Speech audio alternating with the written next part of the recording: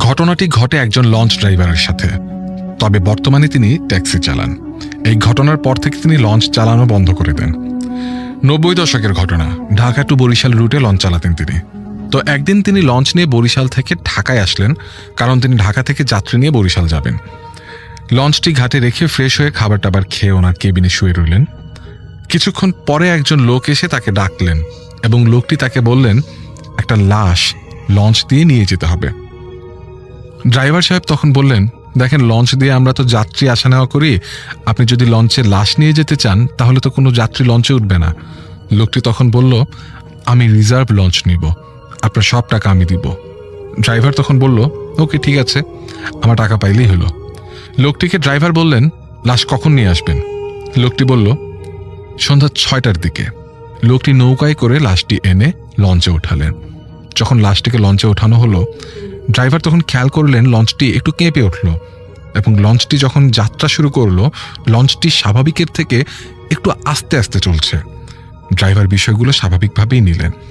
আসল ঘটনা শুরু হলো রাত 11টার পর থেকে। যথারীতি লঞ্চ চলছে। বলে রাখা ভালো, ড্রাইভারের স্মোক করার অভ্যাস ছিল, তাই তিনি সিগারেট খাচ্ছিলেন আর ড্রাইভ করছিলেন। তখন তিনি একটা বিষয় খেয়াল করলেন, তার আশপাশটা হঠাৎ অন্ধকার হয়ে গেল। তার ড্রাইভিং রুমে একটা জানালা ছিল, তিনি জানালা খুললেন এবং বাইরে তাকালেন। তিনি দেখলেন বাইরেও সম্পূর্ণ অন্ধকার, কিছুই দেখতে পাচ্ছেন না তিনি। কিন্তু এত অন্ধকার হওয়ার কোনো সম্ভাবনাই ছিল না, কারণ রাতটা ছিল চাঁদনি রাত। তিনি আরও একটা বিষয় খেয়াল করলেন, তার আশেপাশে কোনো নৌকা ট্রলার কিচ্ছু নেই। মনে মনে ভাবলেন, অন্যদিন তো অনেক নৌকা, অনেক আলো থাকে, আজ কেন এমন হচ্ছে?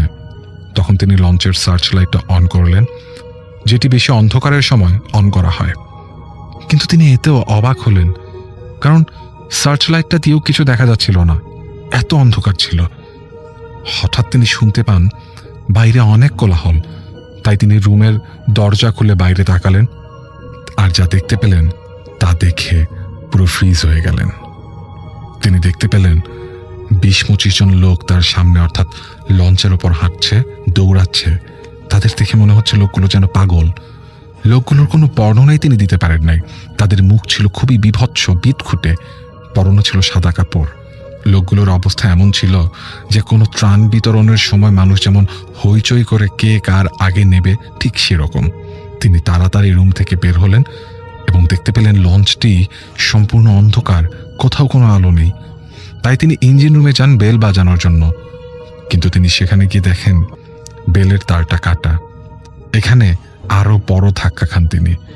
ইঞ্জিন রুম থেকে যখন তিনি বের হয়ে আসবেন, তখন তিনি খেয়াল করেন একটা সাদা কাপড়ে মোড়ানো কি যেন তার দিকে তাকিয়ে আছে।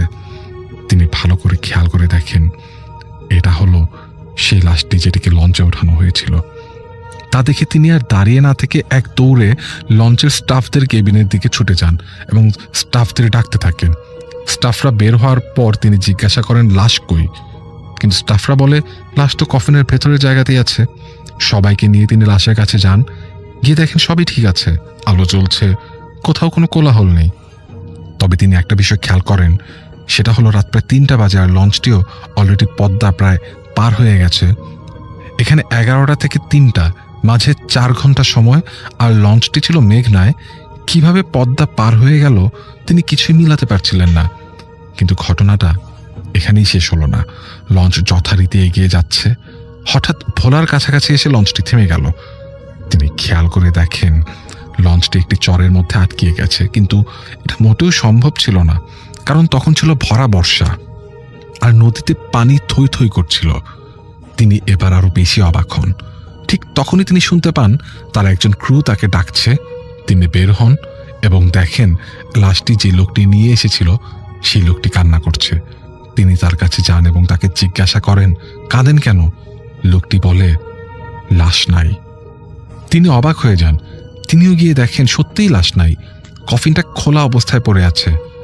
তখন তিনি বলেন, কি আজব, লাশ কই গেল? মাঝ নদীর মধ্যে তো কেউ লঞ্চ চুরি করতে আসবে না, আর এটা সম্ভবও না। কিন্তু লাশ নেই তো নেই, সম্পূর্ণ গায়েব। তখন লোকটিকে জিজ্ঞেস করেন কি হয়েছিল। লোকটি বলে, লঞ্চটি যখন থেমে গিয়েছিল আমি তখন দেখতে চাই সমস্যাটা কি হয়েছে। আমি লঞ্চের পাশ থেকে যখন দেখতে গেলাম ঘটনা কি হচ্ছিল, তখন দেখি লঞ্চটি চলতে শুরু করলো, আর হঠাৎ একটা বিকট শব্দে লাশের কফিনটা খুলে গেল। আমি তৎক্ষণাৎ কফিনটার কাছে ছুটে গেলাম, গিয়ে দেখি কফিনে লাশ নেই। এই ঘটনা শোনার পর তারা সবাই খুব অবাক হয়ে যায়, তবে লাশটিকে আর খুঁজে পাওয়া যায়নি। তারপর থেকে লঞ্চ ড্রাইভারটি আর কোনো দিন লঞ্চ চালাননি। তিনি চাকরি ছেড়ে দেন এবং বলেন, দরকার হয় ভিক্ষা করে খাবো, কিন্তু কখনো আর লঞ্চ চালাবো না।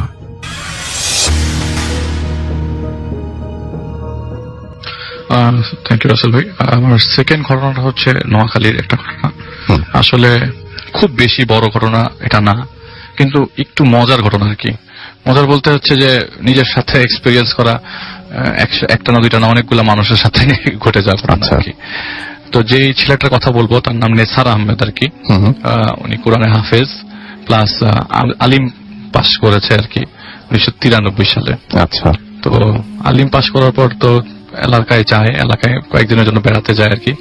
তো বেড়াতে যাওয়ার পরে সেখানে এলাকার লোকজন তাকে সবাই খুব ভালো জানে, আর তিনি এক বাবার এক ছেলে। তো ইচ্ছা করেই বাবা ছেলে মেয়েকে এসে আর কি মাদ্রাসায় পড়ায় আর কি। তো তার এক্সপেকটেশন, তখন আবার চলে আসছে, আপনার রমজানের সময় চলে আসছে। তো তখন রমজান হতো শীতকালে 93 সালে। তো জানুয়ারি মাসের দিকের ঘটনা আর কি। আচ্ছা। তো রমজানের আগে দিয়ে তার টার্গেট ছিল যে তিনি তাদের এলাকার যে নিজের মসজিদ আছে সেখানে তারাবি নামাজ পড়াবে আর কি। কারণ ওই মুহূর্তগুলোতে ওই মসজিদগুলা এরকম ইয়াং ছেলে টেলে খোঁজে যারা তারাবি নামাজ পড়াবে, কোরআন শরীফ পড়ে। তো ওনার ওই পরীক্ষা মানে রমজানের জন্য বেশ প্র্যাকটিসও করেছিল সে। তো রমজানের ঠিক 2 দিন আগে মসজিদে নামাজ পড়তে যায়। তো ঈশার নামাজ শেষ করার পরে বেরোতে বেরোতে সবাই উনি জানতে পারলো যে ওই মসজিদ কমিটির লোকজন তাকে আর সিলেক্ট করেনি, 2জন লোক আগেই রেখে দিয়েছে। আচ্ছা। তার খুব ইচ্ছা ছিল যে যারা নিজের এলাকায়, এটা প্রাইডের বিষয় তার জন্য, যে আমি নিজের এলাকায় নিজের মসজিদে তারা নামাজ পড়াবো, লোকজন বলবে কথা যে ও পড়াচ্ছে, আর ওর তিলাওয়াত খুব সুন্দর। আচ্ছা। তো হঠাৎ করে সেদিন এক বড় ভাই, তো সেই বড় ভাই আসলে রাসেল ভাই, ওই বড় ভাইকে সে আগে একবার দেখেছিল এলাকায়। তো মসজিদ থেকে বের হওয়ার সময় বলল যে তোর তিলাওয়াত তো মাশাআল্লাহ খুব সুন্দর।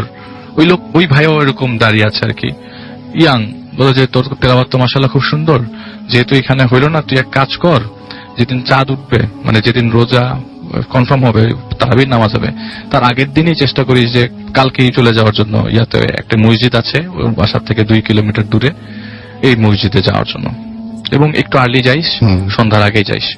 তো তার কাজকর্ম, বাড়ির কিছু কাজকর্ম শেষ করে, তো হাউস হোল্ড কিছু কাজ থাকি, তো শেষ করে সে সন্ধ্যার মাগরিবের নামাজের আগেই পৌঁছে যায় ওই মসজিদে। তো মসজিদে যাওয়ার পথে একটা ছোট ঝোপ পড়ে, ঝোপটা ক্রস করার পরে ঝোপটার আগে রাস্তার পর আর কিছু ঢুকতে পারে না মসজিদ পর্যন্ত। ওই ঝোপঝাড়টা শেষ করে একটা বাড়ি আছে, ছোট্ট বাড়ি ক্রস করার পর মসজিদ। কিন্তু আশ্চর্যজনক হচ্ছে মসজিদটার চারিপাশে রাসেল ভাই কবর আর কবর, মসজিদটা ঠিক মাঝখানে আর চারিপাশে কবর। খুব ছোট জায়গা না, আবার খুব বড় জায়গা না। মসজিদটা যে জায়গায়, মসজিদটা মাঝখানে, এবং মসজিদটা যে খুব আহামরি বড় তাও না। মসজিদটার ঠিক পিছনে হচ্ছে একটা টিনের শেডের ঘর। তো ওই এলাকায় যেহেতু দেখা করতে আসছে, এবং মসজিদের যাওয়ার আগেই কবরস্থানের যে কবরের উপরে ট্যাগ গুলা যখন চোখে পড়ে, ট্যাগ গুলা কোনোটাই বাংলায় লেখা না, সব আরবিতে, সব অ্যালফাবেট আরবিতে লেখা। এবং সবচেয়ে ইম্পর্টেন্ট কথা যেটা, নামগুলা খুব অদ্ভুত। নামগুলা সাধারণ মুসলিমদের মতো নাম না। উনি প্রথমে বোঝে না, উনি যায় যে ইমামের সাথে দেখা করে চলে যাব, মসজিদটা খুব সুন্দর। আর সবচেয়ে ইম্পর্টেন্ট কথা, তখন ওই মুহূর্তে মাগরিবের আজান দেয়, এবং বলে যে আমাকে সবচেয়ে বেশি অ্যাট্রাক্ট করে হচ্ছে সেই জিনিসটা যে আজানটা এত সুমধুর, মনে হচ্ছে মদিনার কোন মসজিদের আজান। আচ্ছা। তো সে রাজি হয়ে যায়। তো হঠাৎ করে ঢোকার সময় এক লোকের সাথে তার দেখা, লম্বা চড়া এক লোক, সাধারণ মানুষ, বলে যে ভাই এখানে ইমাম সাহেব কি আছেন আশেপাশে? বলে কি এখন তো মসজিদে আজান হয়ে গেছে, আপনি আমার সাথে আসেন, আমি আপনার সাথে কথা বলি, আমি মসজিদের ইমাম। একটা লোকের সাথে দেখা, যে লোকটা, ওই লোকটা তাকে পাশে টিন শেডের রুমে নিয়ে যায়, বলে যে আপনার বাড়ির থেকে প্রতিদিন আপনি মাগরিবের পরে রওনা দিয়ে বা আগে চলে আসলে আপনার যেহেতু কাজ আছে, আপনি এক কাজ করে না, রমজানের ওয়াক্তে এখানে থাকেন, 27 রমজানের দিন বা পরের দিন 28 রমজানে চলে গেলেন বাড়িতে, বেশি দূরেও তো না, এখানে থাকলেন, সমস্যা কি, আপনারা তো মাদ্রাসায় থেকে অভ্যস্ত, বলে ঠিক আছে, আপনার বুদ্ধিটা খারাপ দেন নাই, আমি এখানে থাকবো। তো জিজ্ঞেস করা হয়নি যে এখানে আরবিক অক্ষরগুলাতে মৃত্যু সনগুলা কেন 300 থেকে 400 বছর আগে, কবরগুলা ছোট ছোট কবরগুলো মানে 200 বছর আগের, এরকম আর কি। তো এরকম এলাকায় আগে জিকির হয় না এই এলাকাটার কথা, কিন্তু ওই ভাই তাকে এই এলাকাটার কথা বলছে, যেভাবে বলছে ঠিক সেভাবেই গেছে। খুব যে হামারি লোকজন কথা বলতো বা যদি কোনো কিছু অ্যাবনর্মাল ঘটতো মানুষজনের কানে কানে তো সে পৌঁছে যেত, রাইট। কিন্তু তার এরকম কখনো কোনো নেগেটিভ কথা, এখানে আসছে ঠিক আছে, তো বাড়িতে যায়, বাড়িতে বাবা মাকে বলে এখানে একটা মসজিদ আছে ওখানে চলে যাবো। তো বাবা বলে কোন মসজিদটা, বলে যে মসজিদটা এই জায়গায়। তো মসজিদের নামটা সে প্রপারলি খেয়াল করতে পারে নাই দেখে আর বাবাকে যে বলতে পারে নাই। মসজিদটা হাইয়েস্ট 800 to 900 স্কোয়ার ফিট হবে, এতটুকু একতলা মসজিদ আর কি। সে বাড়িতে যায়, পরের দিন চাঁদ দেখা যায়। তো সেদিন প্রথম তারাবির জন্য সে মাগরিবের নামাজের পর ওই মসজিদ পর্যন্ত চলে যায়। তো তার সাথে কিছু জিনিসপত্র ছিল, ব্যাগট্যাগ ছিল, কিছু খাওয়া দাওয়া ছিল, জগ, কলসির মতো নাকি জগ আর কি, পানি খাওয়ার জগ টগ, কিছু বাসন কাসন ছিল। তো রিক্সা থেকে নামার পরে ওই যে ঝোপটা ক্রস করার জন্য আসলে তার একটা হেল্প দরকার ছিল আর কি। তো পিছনে তাকাতে দেখে রিক্সাটাও চলে গেছে ওখান থেকে। তো সে কোনো মতে টেনে হেঁচড়ে কোনো মতো নিচ্ছে, আর ব্যাগটা অনেক ওজন ছিল, কোনো মতো নিচ্ছে। নেওয়ার সময় একটা লোকের সাথে দেখা। লোকটার বয়স হবে কমপক্ষে 75 থেকে 80। লোকটা বলে আমি কি আপনাকে হেল্প করতে পারবো? বলে আচ্ছা ঠিক আছে, আমার হাতে তো অনেক কিছু, আপনি এই হালকা জিনিসটা ধরেন, একটু ধরলেই হবে। তো জগের যে জিনিসটা তাকে ওই ব্যাগটা দিল। তো সে হেঁটে হেঁটে ওই মসজিদের কাছে যেতেই বলে যে আপনি মসজিদ পর্যন্ত যান, আমি আসছি, বেশি দূর না, আপনি এখন তো যেতে পারবেন। তো তার হাতে দিয়ে একটা আঙ্গুলের মধ্যে ওই ছালার বস্তাটা আটকে দিয়ে সে একটু আগাতে গিয়ে বললো যে দেখি ওনাকে ধন্যবাদ দিব। মাথা ঘুরতে দেখে যে একটা কবরের মধ্যে একটু আলোকিত কবর, এবং ওই লোকটা কবরটার ভিতরে ঢুকে গেল নিজের চোখের সামনে দেখলো, তার চোখের সামনে। আচ্ছা, তখন মাত্র ওই মাগরিবের আজান পড়ে গেল, এশার আজান পড়ে গেল ওই মুহূর্তে। এই লোকটা মানে অন্ধকারের মধ্যে একটু আলোকিত হয়ে গেল জায়গাটা, এবং মানুষটা কবরের ভিতরে ঢুকে গেল। তার খুব অবাক লাগলো, আরে এটা আমি কোন জায়গায় আসলাম। তো কোনো মতে টেনে আল্লাহর নাম নিতে নিতে ওই টিন শেডের ঘরে কোনো মতে একটা কোনায় তার জিনিসগুলো রেখে দৌড়ে গেল মসজিদে। তো অজু করবে, যে পুকুর ঘাটে, মসজিদের পেছনে কবরস্থানটার সাথে একটা ছোট্ট পুকুর, অজু করার জন্য পুকুরে গেছে। যে আমি পা দিচ্ছি, মনে হচ্ছে যে এমন পরিষ্কার পানি, এই পানিগুলো মানে খাওয়ার পানি, এটা দিয়ে অজু করছি। পুকুরের পানি কিন্তু চাইলে রাস্তাতে আপনি বুঝবেন কিরকম, এত পরিষ্কার টলটনের পানি, যে মুখ কুলি করছে, যে মুখের মধ্যে মিষ্টি পানি এরকম। সে আবার ওই উজুখানাতে ব্যাক করে মসজিদে ঢোকে। তো ঢোকার সময় 4 ওয়াক্ত এশার সুন্নত নামাজ পড়ে, এবং 2 রাকাত শুকরা নামাজ পড়তে পড়তেই দেখলে যে প্রথম কাতার আস্তে আস্তে সব কাতার ভরে গেল মসজিদের মধ্যে, মানুষজন চলে এসছে। তো হুজুর প্রথমে এশার নামাজ পড়ানোর পর তাকে বললো যে তারাবি স্টার্ট করো। সে তারাবির নামাজ পড়ালো, 20 রাকাত তারাবি নামাজ শেষ করে ভিতর নামাজ হলো। ভিতর নামাজ হওয়ার পর সবাই বের হয়ে যাচ্ছে। সেও ওই দিন তাড়াতাড়ি, প্রথম দিন তো, বের হয়ে তার মাল সামানাগুলো ঠিক করে রাখবে, সামানাগুলো ওই রুমে গিয়ে গোছাবে। তো সবার সাথে সেও বেরোচ্ছে। সবচেয়ে মজার বিষয় হচ্ছে যারা সবাই বের হয়ে গেল এবং কেউ কোথাও গেল না, সবাই সবার নিজেদের কবরে ঢুকে গেল, এটা চোখের সামনে, এবং ইমাম সাহেব তখনও মসজিদ থেকে বের হয়, হাফেজ সাহেব নিজে আপনাকে নিজে দেখলো যে প্রত্যেকটা মানুষ যারা এতক্ষণ নামাজ পড়লো তারা সবাই নিজ নিজ কবরে ঢুকে গেল। আমার শরীরের লোম দাঁড়িয়ে যাচ্ছে। উনি বলছে যে আমি কি করবো, আমি কিছু বুঝতে পারছি না। রুমের ভিতরে থরথর করে কাঁপতে লাগলাম। আমার কাঁপুনি দেখে সামনে ইমাম সাহেব এসে জিজ্ঞেস করলো, দেখলা তো, তুমি কোনো সমস্যা ফিল করছো নাকি? বলে যে আমি যা দেখলাম তা কি আপনাকে বললে আপনি বিশ্বাস করবেন? বলে তুমি যা জানো আমিও তা জানি। বলে যে আমারও কবর পাশে। এটাও শোনার পর ওনার মাথাতে আর, আমারও কবর পাশে, আমিও তোমার সাথে থাকবো না, তোমাকে এখানে একা থাকতে হবে, আমারও কবর পাশে। তুমি যে জায়গায় আসছো সে জায়গায় 27 দিন নামাজ পড়ে 28 দিন চলে যাবা। উনি বলে যে না, এখানে আমার থাকা সম্ভব না, তুমি যেও না, নামাজ পড়ে যাও, ভয়ের কোনো কারণ নাই, তুমি হাফেজ মানুষ, তুমি কেন ভয় পাবা। পরবর্তী দিন নামাজ পড়ায়, 3য় দিন নামাজ পড়ায়, 4র্থ দিন নামাজ পড়ায়, এবং তার চোখের সামনে এরকম সবাই কবরের ভেতরে ঢুকে যায়। তো সে বলে, আলিফ ভাই, আমি আসলে ওই যে কয়দিন ওখানে নামাজ পড়িয়েছি, আমার কাছে মনে হচ্ছে আমি ওই কবরের বাসিন্দাদের ইমাম ছিলাম, কবরের বাসিন্দাদের জামাত পড়িয়েছিলেন। 27 দিন পর্যন্ত পড়িয়েছে, এবং এই 27 দিন তাকে কে খাবার দিয়ে যেত কেউ জানতো না। তার দরজার মানে ইফতার, তারপরে সেহেরি, এগুলো সবসময় রেডি থাকতো, তার কিছু রান্না করতে হতো। প্রথম দিন সে রান্না করতে গেছে, আপনার গেটের সামনে খাওয়া দাওয়া রেডি পেয়েছে।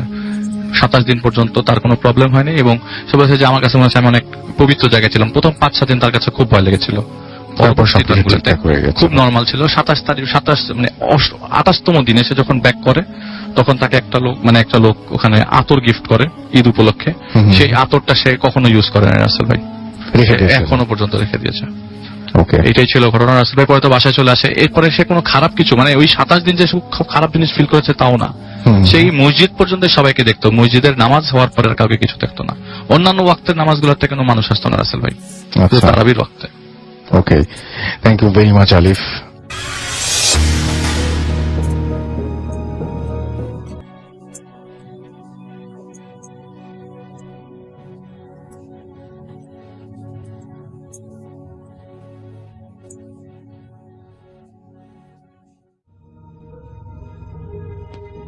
আসসালামু আলাইকুম, আপনাদের সবাইকে সাদর আমন্ত্রণ জানাচ্ছি। আমি আহমেদ বাবু। কেমন আছেন আপনারা? আশা করি সবাই ভালো আছেন। আমি আল্লাহর মধ্যে ভালো আছি, আলহামদুলিল্লাহ। তো চলে এলাম আজ আপনাদের মাঝে আরো একটি ঘটনা। এই ঘটনাটি আমাদের সাথে খুলনা থেকে শেয়ার করেছেন নাজমুল সাকিন। তিনি শিক্ষকতার পেশায় নিয়োজিত আছেন এবং তিনি তার এক স্টুডেন্টের কাছ থেকে এই ঘটনাটি কালেক্ট করেছেন এবং তিনি সেটা আমাদের সাথে শেয়ার করেছেন। আমাকে রিকোয়েস্ট করেছেন আমি যেন আমার মতো করে ঘটনাটা আপনাদের কাছে শেয়ার করি। আমি চলে যাব নাজমুল সাকিনের পাঠানো ঘটনায়। এখানে নাজমুল তার ছাত্রীর একটা ছদ্মনাম ব্যবহার করেছেন। তিনি বলেছেন তার ছাত্রীর ছদ্মনাম তিনি দিয়েছেন তানহা। তো সেই তানহার ঘটনাটি তানহার নিজের না, তানহার মামার সাথে ঘটে যাওয়া একটি ঘটনা। 2003 সালে ঘটেছিল খুলনারই কোন একটি উপশহরে। যাই হোক, উপশহরটা তখন আসলে এটা হচ্ছে গ্রাম থেকে একটু ডেভেলপড হচ্ছে, মানে যেটাকে সাবার্ব বলা যায়, এরকম একটা জায়গা। তো কেবল ডেভেলপমেন্ট হচ্ছে, বাড়িঘর হচ্ছে, মানুষজন থাকা শুরু করেছে, রাস্তাঘাট হয়েছে এবং অনেক মানুষ অনেক জায়গা থেকে মুভ করে এখানে আসছে। তো আপনারা জানেন যখন শহর গড়ে উঠতে থাকে কোনো জায়গায়, এমনকি আমাদের ঢাকাতেও এক্সটেন্ডেড এলাকাগুলো পেরিফেরিতে যখন নাকি শহর গড়ে উঠতে থাকে তখন কিন্তু সেই জায়গায় ওরকম নতুন রাস্তা হয়, খোলা প্লট থাকে, অনেক দূর দূরে বাড়ি থাকে, এরকম একটা অবস্থা হয়। এটা আসলে আমার নিজের চোখে দেখা। আমি একবারে ছোটবেলা থেকে দেখেছি যে এরকম ছিল। এমনকি আমার নানা বাড়ি যেখানে ছিল ক্যান্টনমেন্টের এক্সটেন্ডেড এলাকা ইব্রাহিমপুরের এক সাইডে, সেখানেও কিন্তু আমার চোখের সামনে দেখা রাস্তাঘাট কিভাবে হয়েছে এবং তখন দেখতাম যে বিশাল বড় বড় ফাঁকা ফাঁকা প্লট এবং একটা বাসার থেকে আরেকটা বাসার দূরত্ব অনেক দূর। তো এরকমই একটা উপশহরের ঘটনা এটি, যেখানে তানহার মামারা মুভ করেছিলেন কোনো একটা জায়গা থেকে। তারা যেখানে ছিলেন সেখান থেকে মুভ করে আসেন এখানে নতুন একটা জায়গা, সেখানে খরচ বেশ কম। আর ওই সময় তানহার মামারা একটু ফাইন্যান্সিয়ালি ক্রাইসিসের মধ্যে দিয়ে যাচ্ছিলেন, তো এই কারণে তারা ওখানে মুভ করে আসেন। তো যাই হোক, জায়গাটা একটু অন্যরকম লাগে তাদের কাছে, খোলামেলা, একদম নতুন গড়ে উঠছে। দেখা যাচ্ছে যে একটা ঘর হয়েছে, তার থেকে আরেকটা ঘরের দূরত্ব অনেক দূর এবং এর মাঝখানে অনেকগুলো খালি প্লট পড়ে আছে। মানে ওই জায়গাটা পরবর্তীতে হয়তো কেউ জায়গা কিনে কিছু করবে বা ওই জায়গাটা সিগনিফাই করা হয়েছে, বাট কারোর জন্য বরাদ্দ হয়নি। মোটামুটি খোলামেলা, একেবারে খালি এবং অনেক দূর পর পর একটা করে ল্যাম্পপোস্ট দেওয়া। মূল রাস্তাটা যে আছে সেখানে অনেক দূর পর পর একটা করে ল্যাম্পপোস্ট দেওয়া এবং এই ল্যাম্পপোস্টের লাইট বেশিরভাগ সময় জ্বলতো না, রাতের বেলা বন্ধ থাকতো। যাই হোক, এরকম একটা জায়গায় তারা মামারা উঠলো এবং সেখানে তারা ইউজ টু হওয়ার চেষ্টা করলো। তারা যেখানে আসছিল সেখানে অনেক মানুষজন ছিল আগে, সবার সাথে ভালো সম্পর্ক ছিল। এখানে তো আসলে নতুন আসছে তারা। আর তানহার মামা তখন চাকরির জন্য চলে গেল শহরে। তিনি যেহেতু বলছি যে তাদের পরিবারে ক্রাইসিস চলছিল, তানহার নানা মানে পৃথিবী ছেড়ে চলে গিয়েছিলেন তার বেশ কিছুদিন আগে। তো ওনারই হাল ধরার কথা তানহার বড় মামার। তিনি তখন অলরেডি গ্র্যাজুয়েশন শেষ করেছেন, তো চাকরির জন্য অ্যাপ্লাই করেছেন শহরে, কিন্তু চাকরির তখন ওরকম খোঁজ পড়ছে না। এর মাঝে চলে আসলো রমজান মাস। রমজান মাসটা আসলে একটু মানে সবার জন্য একটু টাইট, সবার সিয়াম সাধনা করতে হয়, তাছাড়া পরিবারের খরচও একটু বেড়ে যায়। তখন সামনে একটা ফেস্টিভ্যাল থাকে আর ওই মাসটাতেও চলতে হয়। তো একটু চিন্তায় পড়ে গেলেন তানহার মামা। তিনি চাকরি খুঁজতে থাকলেন। তো এক জায়গায় খবর পেলেন শহরে একটা শোরুমে, একটা কাপড়ের শোরুমে তিনি খবর পেলেন চাকরির জন্য। তিনি চিন্তা করলেন যে আসলে কিছু করার নাই। তিনি একটা চুক্তিভিত্তিতে সেখানে ঢোকেন যে রমজান মাসের পুরো সময়টা তিনি ওখানে চাকরি করবেন এবং রমজান মাস শেষ হলে 4 রাতের তার পাওনা বুঝে নিয়ে চলে আসবেন 1 মাসের জন্য। এরকম আমাদের শহরেও, ঢাকা শহরেও এরকম অনেক জায়গায় চুক্তিভিত্তিক নিয়োগ হয়। তো তিনি এরকম কাজ পেলেন সেই শোরুমে। আর তখন শোরুমগুলো নতুন আসছে, কাপড়ের শোরুমগুলো একদমই নতুন আসছে। তো যাই হোক, তিনি কাজ শুরু করলেন। তো তো প্রতিদিন তিনি যান সেখানে, এবং তার শিফটটা ছিল আসলে বিকালে যেতেন, রাতের বেলা আসতেন আর কি। তো মানে মোটামুটি মানে বিকাল মানে দুপুরের পর যেতেন তিনি, আর রাতে ফেরত আসতেন। তো মোটামুটি অসুবিধা হতো না, রাত্রে উনি ছাড়া পেয়ে যেতেন, 10টা-11টার মধ্যেই তিনি ছাড়া পেয়ে যেতেন। তো এরকম করে যখন নাকি 15 রোজার বেশি হয়ে গেল, সেই সময় কিন্তু একটু দোকানপাটগুলো বেশি খোলা থাকে, একটু বেশি রাত পর্যন্ত। তো তখন একটু রাত হতো। তো তিনি মোটামুটি একটা ভরসা থাকতেন যে শেষ বাস যেখান থেকে ছাড়তো সেটা দেখা যেত 12:30 মধ্যে ছাড়তো আর কি। তো মানে উনি চেষ্টা করতেন ওইটা পেয়ে যেতে আর কি। তো পেয়ে যেতেনও আর কি, অসুবিধা হয় নাই, মানে তার ভাগ্য ভালো ছিল যে তিনি পেয়ে যেতেন। তো একদিন এরকম মানে সেটা হচ্ছে 17তম রোজা, যেটা লিখছেন নাজমুল সাহেব, 17তম রোজার দিন রাতে, তখন ওই দিন তাদের শোরুমটা অনেক বিজি গেছে এবং মানে মোটামুটি ভালো ব্যস্ত। মালিক তাকে বলল যে অমুক সাহেব আপনি কি থাকতে পারবেন এতটা পর্যন্ত। আর মালিক তাকে খুব মানে একটু আদর করতেন, সম্মান করে কথা বলতেন, যেহেতু শিক্ষিত একজন মানুষ। তিনি বলেন জি জি স্যার, অসুবিধা নাই, আমার এখানে 12:30 বাস চলে, তো অনেক সময় দেখা যায় বাস আর একটু লেট হয়ে যায়, তো যদি এরকম ভাগ্যে পাই তো অসুবিধা নেই। আর বলে না পেলে তো স্যার একটু কষ্টই হবে। যাক, অনেক সময় দেখছি রাত্রে ভ্যান চলে, হ্যাঁ ভ্যান চলে রাস্তা দিয়ে, মালবাহী ভ্যান ট্যান চলে, উঠে বসবো কিছু তো একটা, দেখি কি করা যায় স্যার, অসুবিধা নেই, আপনি চিন্তা করেন না। তিনিও চাচ্ছেন আসলে যে তিনি শুনছেন যে মালিক নাকি যারা ভালো পারফর্ম করে তাদেরকে ভালো একটা বোনাস দেন চান রাত্রে। তো তাহলে মামাও সেটাই চাচ্ছিলেন যে যাতে কাজের মধ্যে তিনি বেশ ইন্ট্রিগেটেড থাকেন। তারপর ওই মালিকের আরো অনেক অফিস আছে, সেখানেও তিনি পরবর্তীতে ঢুকে যেতে পারেন, যেহেতু শিক্ষিত মানুষ। যাই হোক, তিনি ওইভাবে তিনি থেকে গেলেন। তো বস বললো যে একটু থাকেন রাত পর্যন্ত। তো ওনার ওই দিন তাদের শোরুম বন্ধ করতে করতেই প্রায় 12:30 বেজে গেল। তো তিনি বেরোলেন, দেখা গেল যে মালিক বেশ চিন্তিত, ওনাকে বলতেছেন যে আপনি পারবেন তো, হ্যাঁ রে আপনার কষ্ট হলো, আমার আসলে উচিত ছিল আপনার একটু আগে ছেড়ে দেওয়া। তো উনি বললেন না স্যার চিন্তা করেন না, বললে তিনি বললেন আমার কাছে যে টর্চ লাইট আছে। তিনি একটা টর্চ লাইট দেখালেন, বললেন যে ওই আমি যদি পেয়ে যাই বাসটা তো কোনো চিন্তাই নাই, আর যদি ওই ঠেলা গাড়ি টাড়িতে যাইতে হয় দেখি কি অবস্থা কি, এগুলো বলে তিনি বিদায় নেন। তো যাই হোক, বের হয়ে আসতেছেন, তখন অলরেডি রাস্তাঘাট বেশ খালি হয়ে গেছে। রমজান মাসে মানুষ ঘুমায় পড়ে আগে, সাধারণত দেখা যাচ্ছে যে মানে শেষের মানে দেখা যাচ্ছে 10 দিনের একটু মানুষজন শপিং টপিং বেশি করে, নর্মালি কিন্তু একটু খালি হয়ে যায় রাতের বেলা। তো রাস্তাঘাট খালি হয়ে গেছে, তিনি হেঁটে হেঁটে আসতেছেন, মানে বেশ অন্যরকম একটা পরিবেশ, এবং মোড়গুলা ঘুরে ঘুরে আসতেছেন। এসে যেই জায়গা থেকে তিনি বাস মানে নেন, সেই জায়গায় গিয়ে দেখলেন যে বাসটা কেবল ছেড়ে যাবে, মানে একবারে একটু একটু করে সামনে যাচ্ছে, ছেড়ে যাবে, কথা বলতেছে কন্ডাক্টর কার সাথে। তিনি দৌড়ায় যে একদম মানে করে কন্ডাক্টর চিৎকার করে বাস থামায় উঠে গেলেন বাসে, আর ভাবলেন যে বাহ পাইলাম তো, যা বাস পেয়ে গেছি, বাস আর চিন্তা নাই।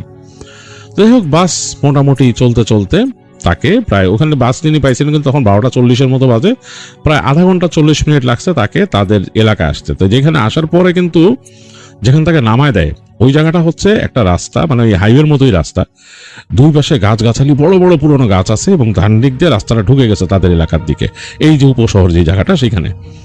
এবং সেই উপশহরের ওই জায়গাটা মানে ঢোকার পরে তখন মনে হবে যে একটা কাইন্ড অফ গার্ডেনের মতো, বোটানিক্যাল গার্ডেন টাইপের আর কি, গাছগাছালি, মাঝখান দিয়ে রাস্তা চলে গেছে, মানুষজন নাই, এবং ওই যে বললাম ল্যাম্পপোস্ট জ্বলে আবার জ্বলে না এরকম, মানে আর সেই ল্যাম্পপোস্টের মধ্যে তখন জ্বলতে হচ্ছে নিয়ন লাইট লাগাইতো আর কি। সোডিয়াম লাইটগুলো মেন শহরে ছিল, ঢাকাতে ছিল মেন শহরে, বা অন্যান্য বিভাগীয় শহর অনেক জায়গায় ছিল, ওইসব জায়গায় গলির ভিতরে ওগুলো নিয়ন লাইটই জ্বলতো, এগুলো অনেক সময় ওই যে জ্বলতো নিপতে, এরকম অবস্থা। তো তিনি হেঁটে ঢুকছেন এবং ঢুকেই দেখলেন যে পুরা রাস্তারই বাতি নিভানো ওই দিন, মানে বাতি নাই, পুরো অন্ধকার, ঘুরঘুরটি অন্ধকার, আর ঝিঝি পোকা ডাকতেছে, বেশ ঝিঝি করে ঝিঝি পোকা ডাকতেছে গাছগাছগুলো রাস্তার মধ্যে আশেপাশে। এবং তিনি জানতেন যে এই জায়গাটা এখনো যে ওরকম ডেভেলপ করে নাই, কিছু কিছু জায়গায় এখানে শিয়াল বের হয়ে আসে, এসে রাস্তার মধ্যে বসে থাকে, এদিক দিয়ে যায় মানুষের বাড়িতে, যাদের বাড়ি একতলা এবং সেখানে মুরগির খোয়াটোয়ার আছে, সেখানে হানা দেয় শিয়াল। তিনি জানতেন এরকম, আবার কবরস্থানও আছে এখানে 2টা, এটাও তিনি জানতেন। তো তিনি হেঁটে যাচ্ছেন, শিয়ালের ভয় পাচ্ছেন না, চিন্তা করতেছেন আচ্ছা শিয়ালের না আসে, হাতে ফ্ল্যাশ লাইটটা সেটা একটা ভরসা, অনেকক্ষণ পর পর তিনি ফ্ল্যাশ লাইট মারতেছেন। তো এই অন্ধকারের মধ্যেও আকাশের আলোতে তার চোখ কিন্তু শুয়ে আসছে অনেকটা, এর মধ্যে তিনি দেখতেছেন আর কি গাছগাছালি, রাস্তা, এবং সামনে যে মোটামুটি ফাঁকা প্লট অনেকগুলা এরকম।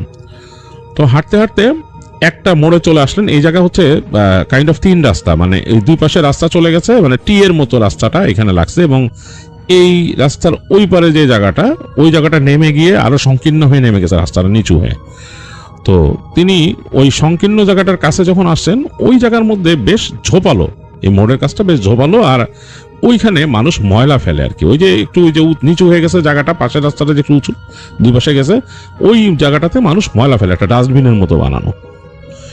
তো তিনি ওই জায়গায় যখন চলে আসছেন, তিনি মানে একটা গন্ধ, ঝাঁঝালো গন্ধ তার নাকে লাগতেছে, এবং পাশে কিন্তু নর্দমার মতো করা আর কি, ওখান থেকে পানি যায়। তো তিনি একদম কাছে চলে আসছেন, ওই 3 রাস্তার মোড়টা পার হয়েছেন। পার হওয়ার পর তার কাছে মনে হলো যে তার ওইখানে ময়লা মনে হচ্ছে কেউ ছালতেছে, মানে ময়লাগুলোকে ওই যে মানে ছালতেছে বলতে টেনে টেনে এদিক ওদিক করে ফেলে, যে ওরকম। তো তিনি ভাবলেন কুকুর নাকি, কুকুরকে কিন্তু তিনি একটু চিন্তা করেন যে এই যে কুকুর রাত্রেবেলা এরকম থাকলে এগুলো দলবদ্ধ, এবং জানেন তার পাশে ওইদিকে একটু সামনে যে একটা কবরস্থান আছে, কবরস্থানে কুকুর খুব খারাপ। তো তিনি ওই ফ্ল্যাশ লাইট মারলেন এদিকে আশেপাশে, ওই জাস্ট ডাস্টবিনের মধ্যে নামের আশেপাশে মারলেন, দেখলেন অনেক কিছু নাই। পট করে তিনি ডাস্টবিনের দিক ঘুরাইলেন। তো হঠাৎ করে দেখলেন 2-1 ময়লা ছিটকে এদিক ওদিক পড়লো, কিচ্ছু নাই ডাস্টবিনের দিকে। বাতিটা যখন নিভাইছেন তখন দেখলেন তিনি দপ করে একদল চোখ জ্বলে উঠছে সেখানে, জাস্ট লাইক অন্ধকারে প্রেডেটরের চোখ যেভাবে চলে সেইভাবে। তিনি আবার ফ্ল্যাশ লাইট জ্বাললেন। এইবার তিনি দেখলেন ওই গার্বেজের কাছে, তিনি তার থেকে কিন্তু দূরত্ব তখন প্রায় 12-14 ফিট এরকম দূরত্ব গার্বেজের থেকে। তিনি দেখতেছেন গার্বেজের কাছে কিছু একটা রোমস, মানে 1 সেকেন্ডের জন্য দেখছেন রোমস, এবং সেই শরীরটা ধুলো মানে ধূসর টাইপের আর কি রোমগুলা, এবং অনেকটা শিম্পাঞ্জি যেরকম হয় সেরকম, কিন্তু আরো অনেক বড় সাইজ, লাইক বন মানুষ বলা চলে এরকম সাইজ, এবং সেটা চোখগুলা ভাটার মতো জ্বলতেছে, দাঁতগুলা তীক্ষ্ণ, তার দিকে তাকায় আছে। এবং তিনি লাইটটা মারার পর 1 সেকেন্ড ওই লাইটটা পড়ার পর দেখছেন, তারপরের সেকেন্ডে দেখলেন ওটা শেট করে সরে গেল পাশে, মানে ভ্যানিশ হয়ে গেল, মানে ঢুকে গেল ওই পাশে। এত ফাস্ট মুভ করছে তিনি বুঝতেও পারলেন না জিনিসটা কি। এরপরে তিনি পরের সেকেন্ডেই তিনি বুঝলেন যে একটা গরম বাতাসের মতো মনে হলো, যে একদম মানে গরম, মানে সিরিয়াস গরম বাতাস, যেমন আমরা কোনো মিল ফ্যাক্টরির পাশে থাকলে যে গরম বাতাস পাই, ওরকম একটা গরম বাতাসের মতো একটা দমকা হাওয়া ছুটে আসলো তার দিকে, এবং তার গায়ে লাগলো, এবং এত জোরে বাতাসটা লাগছে তিনি হালকা পাতলা মানুষ ছিল, তিনি ছিটকায় পড়লেন রাস্তার মধ্যে, তার হাত থেকে ফ্ল্যাশ লাইটটা ছুটে পড়ে গেল ওই পাশে। এবং যখন ফ্ল্যাশ লাইটটা পড়ে গেছে তিনি তখন বুঝতেছেন যে তার উপরে কিছু একটা বসে তার গলা চেপে ধরে রাখছে, এবং অন্ধকারে তিনি প্রচন্ড গন্ধ পাইতেছেন, বিচ্ছিরি গন্ধ, এবং তার মানে গলার মধ্যে মনে হচ্ছে সাঁড়াশির মতো হাত চেপে বসতেছে এরকম, কিন্তু তিনি বুঝতে পারতেছেন না এটা কি, এবং তিনি হাত দিয়ে এরকম নেড়ে ওটাকে ছুটানোর চেষ্টা করলেন। তিনি কিন্তু চোখে দেখতেছেন না, ওইটাকে চোখে দেখা যাচ্ছে না, কিন্তু হাতে ফিল করলেন বড় বড় লোম গায়ে, মানে ফারি বডি, এবং হাতের মধ্যে শক্ত আটুনি, এবং যে জায়গাটা তার হাত পড়ছে লোহার মতো শক্ত। তো তিনি ভয়ে তার দম বন্ধ হয়ে গেছে, তিনি কাউকে যেহেতু দেখতে পারতেছেন না, এবং বেশ গরম লাগতেছে, মনে হচ্ছে একটা উষ্ণ বাতাস তার উপরে। তিনি মনে মনে দোয়া পড়ার চেষ্টা, কিছু মনে আসতেছে না। তো ওনার আবার লাকিলি কয়েকটা সূরা মুখস্থ ছিল, যেটা উনি সবসময় পড়তেন না, বাট মনে আছে, ছোটবেলায় শিখছেন ওগুলা। তো উনি সূরা পড়া শুরু করলেন। তো প্রথম সূরাটা পড়ে জাস্ট প্রথম অনেক কষ্টে আয়াতটা উচ্চারণ করার সাথে সাথেই মনে হলো যে তাকে এরকম ছেঁচড়ায় সরাই দিয়ে সরে গেল ওইটা, ওখান থেকে উপর থেকে, তার উপর থেকে ভার আলগা হয়ে গেল। তো তিনি তার গলা চেপে ধরে উঠে বসছেন, দম নেওয়ার চেষ্টা করতেছেন অনেকক্ষণ। ডানে বামে তাকায় দেখতেছেন যে কেউ নাই, ফাঁকা খাখা করতেছে, কিচ্ছু নাই। তো তিনি দৌড় দিলেন ওইখান থেকে, ওইভাবে উঠেই, তার ফ্ল্যাশ লাইট পড়ে আছে রাস্তার মধ্যে, তুলেন নাই, তিনি দৌড়াচ্ছেন। দৌড়াতে তিনি তাদের বাসাটা ডিটেক্ট করছেন যে এইখানে। তিনি দৌড়াইতে তাদের বাসার সামনে গেট লাগাইছিলেন তারা, ওই গেটের উপরে মানে এরকম লোহার দিয়ে গ্রিলের মতো তৈরি করে উপরে বেড়া দিয়ে দেওয়া ছিল। জোরে জোরে বাড়ি মারতেছেন তিনি, এক পর্যায়ে তার বাসার মধ্যে ওই বাতি জ্বলে উঠলো। তার মা বোনরা বের হয়ে আসলো, এসে দরজা খুললো। খোলার পর তিনি ঘরের মধ্যে হুড়মুড় করে মানে বাসার কম্পাউন্ডের মধ্যে ঢুকে পড়ে গেলেন, পড়ে জ্ঞান হারাইলেন। তো তানার মামার যখন হুঁশ ফিরছে তখন তিনি দেখতেছেন তার বাসার উপর তার মা তার দিকে তাকায় আছে, তার মুখে চোখে পানি ছিটেছে, বোনগুলা কাঁদতেছে, এবং তার মা ধোয়া পড়তেছে। তো তিনি মানে মানে এদিক ওদিক তাকাইতেছেন, তিনি কিছু কুল পাইতেছেন না, মানে কোথায় আছেন, বা তার কাছে একটা অন্যরকম লাগতেছে। তার শুধু মনে হইতেছে যে প্রতি সেকেন্ডে ওই যে ভয়ঙ্কর একটা জিনিস 1 সেকেন্ড দেখছে ওইটা ছুটে আসবে তার দিকে, এখনো আছে তার কাছে মনে হচ্ছে। তিনি ভয়ে তার মায়ের হাত চেপে ধরলেন। তার মা বললো, কি হয়েছে বাবা? তখন তিনি তার মাকে বললেন যে এরকম এরকম রাস্তা। তার মা তো আরো ভয় পেয়ে গেল, তিনি কান্নাকাটি করতে করতে দোয়া পড়ে পড়ে ফু দিচ্ছেন ছেলেকে, বোনরাও দোয়া পড়ে ফু দিতেছে, এবং এইভাবেই তাদের রাতটা কাটলো। তিনি মানে ঘোরের মধ্যে এবং দুঃস্বপ্ন দেখলেন রাত্রেবেলা অনেক। তো সকাল হলো, তার শরীর জ্বরে পুড়ে যাচ্ছে। তো তার মা প্রতিবেশী দিয়ে খবর দিলেন এক মৌলানা সাহেবকে। মৌলানা সাহেব আসলেন বাসায়, আসার পরে দেখলেন, দেখে বলল যে কি হয়েছে। তো তিনি বললেন যে এরকম এরকম। তো মৌলানা সাহেব বললো যে আপনি রাত্রেবেলা আসতেছেন, ওই যে ডাস্টবিনের কাছে, ওইটা খারাপ জায়গা, যাই হোক ওনাকে রুকাইয়া করতে হবে। তো তিনি বললেন আমি আসরের পরে এসে রুকাইয়া করব। তো শরীর খুব খারাপ, এই অবস্থা করা যাবে কিনা কে জানে, ওষুধ টষুধ খাইতে বললো ওনাকে। আসরের পর মৌলানা সাহেব আসলেন সাথে আরেকজন হুজুরকে নিয়ে, এবং এসে ওনাকে রুকাইয়া করলেন। তো রুকাইয়া করার পরে তখন ওনার উপরে নাকি ওই জিনিসটা আসছে, এসে নাকি বলতেছে যে সেটা একটা খারাপ জিন ছিল, সে ওই 3 রাস্তার মোড়ে ওই জায়গায় তার বাসস্থান ছিল আগে। তো ওইটারে মানুষ এখন ময়লা ফেলার জায়গা বানাইছে, এবং সে মানে খুবই বিরক্ত, এবং সে ওই এসে তার গায়ের মধ্যে আলো মারছে ডিরেক্টলি, এটা তার পছন্দ হয় নাই এবং তার পথ মারাইছে। তো সুতরাং তাকে সে আক্রমণ করছে, তানহার মামাকে, এবং সে তাকে ক্ষতি করবে, সেই রাস্তাতে চলাফেরা করলে ক্ষতি করবে। মৌলানা সাহেব অনেক তার সাথে ডিবিট করেন, অনেকেই করেন, লাস্টে তার সাথে দফা রফা হয়, তাকে মিষ্টি দিতে হবে, এবং সে মিষ্টি দিলে এটাকে ভুলে যাবে আর কি। তো যাই হোক, তারা নাকি এরকমভাবে মিষ্টি দেওয়ার ব্যবস্থা করে, এবং মিষ্টি দেওয়ার পরে ওইটা আর পরে মানে ক্ষতি করে নাই। তানহার মামা অনেকদিন অসুস্থ ছিলেন বাসায়, এবং অনেকদিন মানে প্রায় 5-7 দিন অসুস্থ ছিলেন। তারপর তিনি অনেক কষ্টে আরেকজনের সাহায্য নিয়ে অফিসে যান, তার কাজের জায়গায়। তার মালিককে অলরেডি খবর দেওয়া হয়েছিল যে তার রাস্তার মধ্যে একটা ইনসিডেন্ট হয়েছে। তো মালিক তাকে দেখে একদম অবাক হয়ে যান যে এই কয়দিনে লোকটা এইভাবে অসুস্থ হয়ে গেছে। তো তিনি বললেন মালিককে একলা যায়। মালিক বললেন যে আসলে রাত বিরাতে বাসা যাওয়া আসলে কঠিন, এখন কি করবেন? তো বললো যে আমি তো মনে হয় স্যার আর পারতেছি না। তো মালিক তখন তাকে বলে যে যাক, আপনি এখন পারা লাগবে না, আর আপনাকে আমি পুরা যে আপনার যে বেতনটা ছিল এই পর্যন্ত দিয়ে দিতেছি, আপনি একজন শিক্ষিত মানুষ, আপনি এই ঈদের পরে যোগাযোগ করবেন, আপনাকে আমি আমাদের অ্যাকাউন্টসের কোথাও চাকরি দিয়ে দিব বলে তার মামাকে তিনি দিয়ে তার পেমেন্ট দিয়ে তাকে থ্যাংক ইউ দিয়ে তাকে বিদায় দেন। আর তানার মামা মনে মনে মানে বেশ খুশি হন যে তার আসলে মানে আল্লাহ ব্যবস্থা করে দিছে তার। তো তিনি যাই হোক স্যালারিটা পেয়ে যান, তার যে পুরো স্যালারিটাই দিচ্ছেন তাকে, ঈদের একমাত্র বোনাস সহ দিচ্ছেন। তিনি ভালো পারফর্ম করছেন তাই। আর পরবর্তীতে তিনি ওই কোম্পানিতে জয়েন করেন অফিসিয়াল পজিশনে পরে। তো এটা ছিল তার একটা ঘটনা। এবং ওই রাস্তা দিয়ে তিনি যখন হেঁটে যেতেন রাতের বেলা, ওই রকম গভীর রাতে আর তিনি হাঁটতেন না। এবং ওই এলাকার অনেক মানুষ নাকি ওখানে ভয় পেয়েছে এবং ওই জিনটাকে দেখছে, ভয়ঙ্কর একটা সে জিন, এবং ওইখানে সে থাকতো। তো এখন ওই এলাকা নাকি চেঞ্জ হয়ে গেছে অনেক। তিনি বলছেন, লিখছেন আমাদের কাছে নাজমুল সাহেব, যে এখন ওই জায়গায় অ্যাপার্টমেন্ট হয়েছে, অনেক কিছু হয়েছে, অন্যরকম হয়েছে, বা 2003 সালে অন্যরকম ছিল।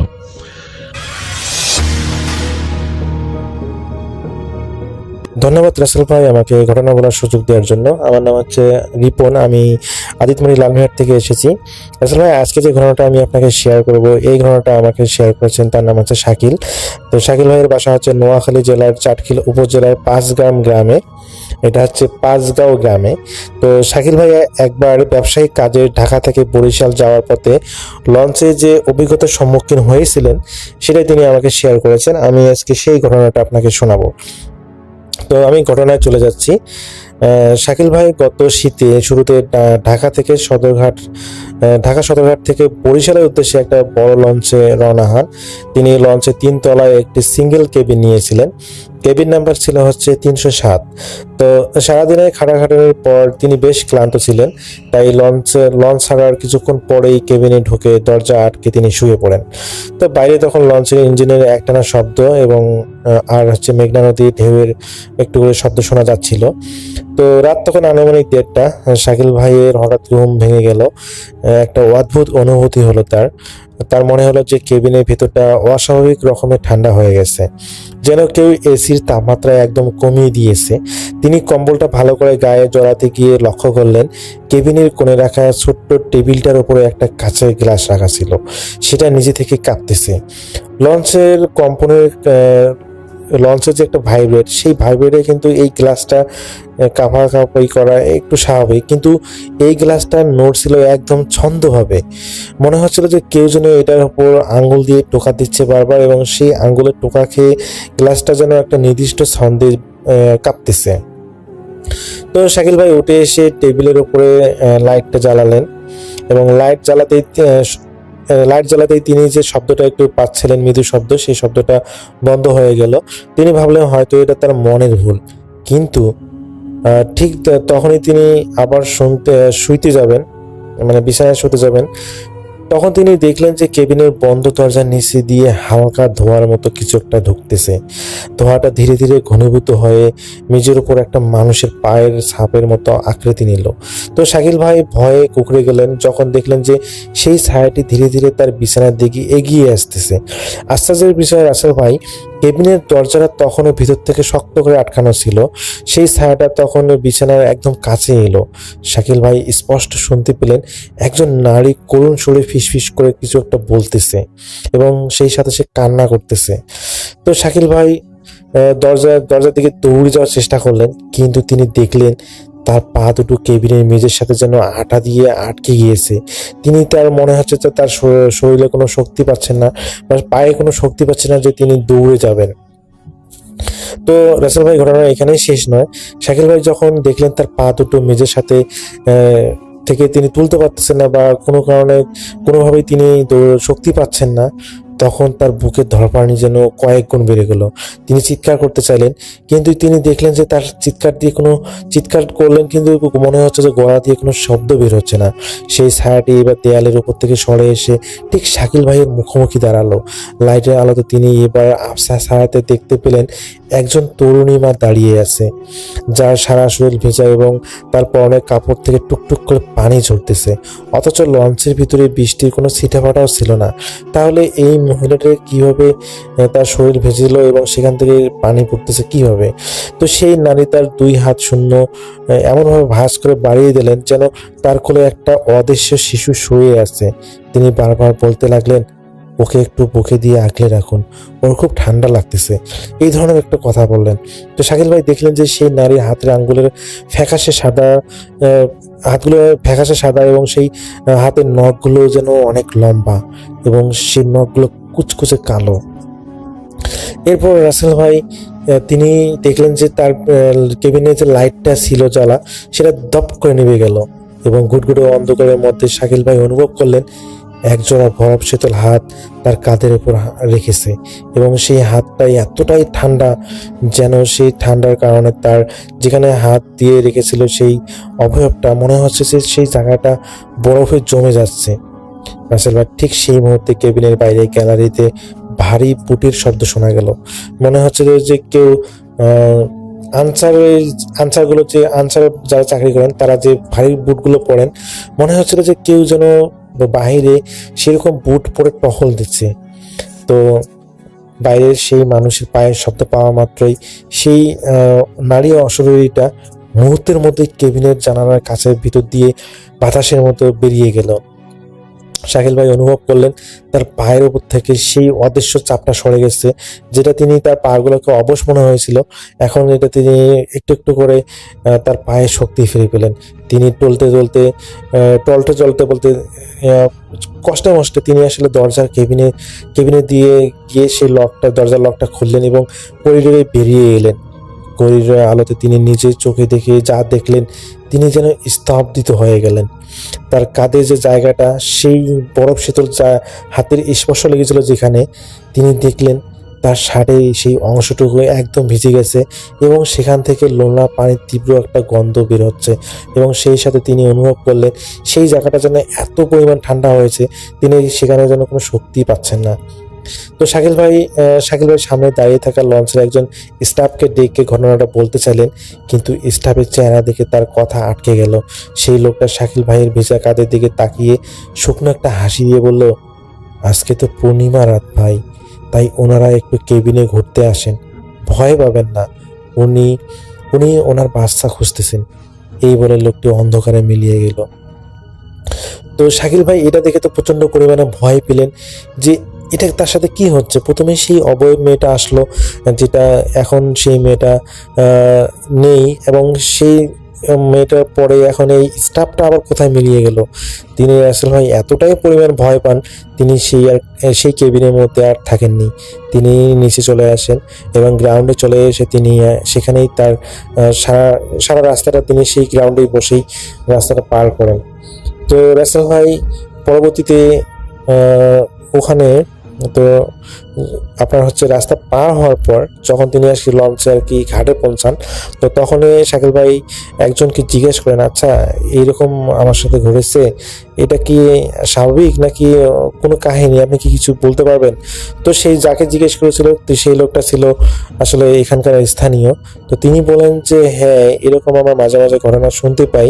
আসলে ওই 307 নম্বর রুমে কোনো একটা মেয়ে ছিল, বাচ্চা সহ। আসলে কেবিনে শুধু সেই মেয়েটা এবং বাচ্চাটা ছিল। কোনো একটা দুর্ঘটনার কারণে, মানে একটা লঞ্চের সাথে আরেকটা লঞ্চের ধাক্কা খাওয়ার কারণে আসলে সেই কেবিনের বারান্দা থেকে সেই মহিলা এবং বাচ্চাটা পড়ে যায় এবং আজ পর্যন্ত নাকি তাদেরকে খুঁজে পাওয়া যায়নি। তো দেখা যায় যে এই কেবিনে নাকি যারা আসলে বিশেষ করে এককভাবে আসলে যারা যাত্রা করেন তাদের সাথে নাকি এই ধরনের ভৌতিক ঘটনাগুলো মাঝে মাঝে শোনা যায়। তো তিনি সেই লোকটা বললেন। তো তিনি এ পর্যন্ত নাকি আজকের ঘটনা সহ প্রায় 3 জনের কাছ থেকে তিনি একই রকমভাবে ঘটনা শুনলেন।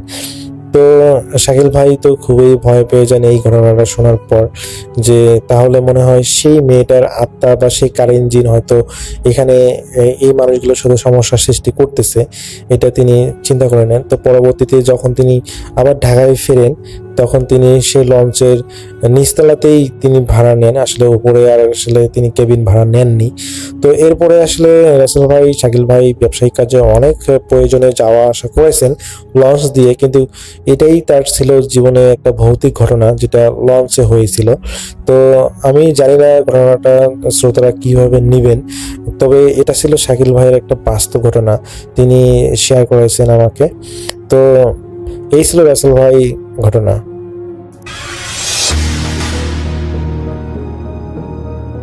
এবারে যার ঘটনা আপনাদের সাথে শেয়ার করব, ওনার গ্রামের বাড়ি ভোলা জেলার লালমোহন উপজেলার পশ্চিম চর উমের গ্রামে।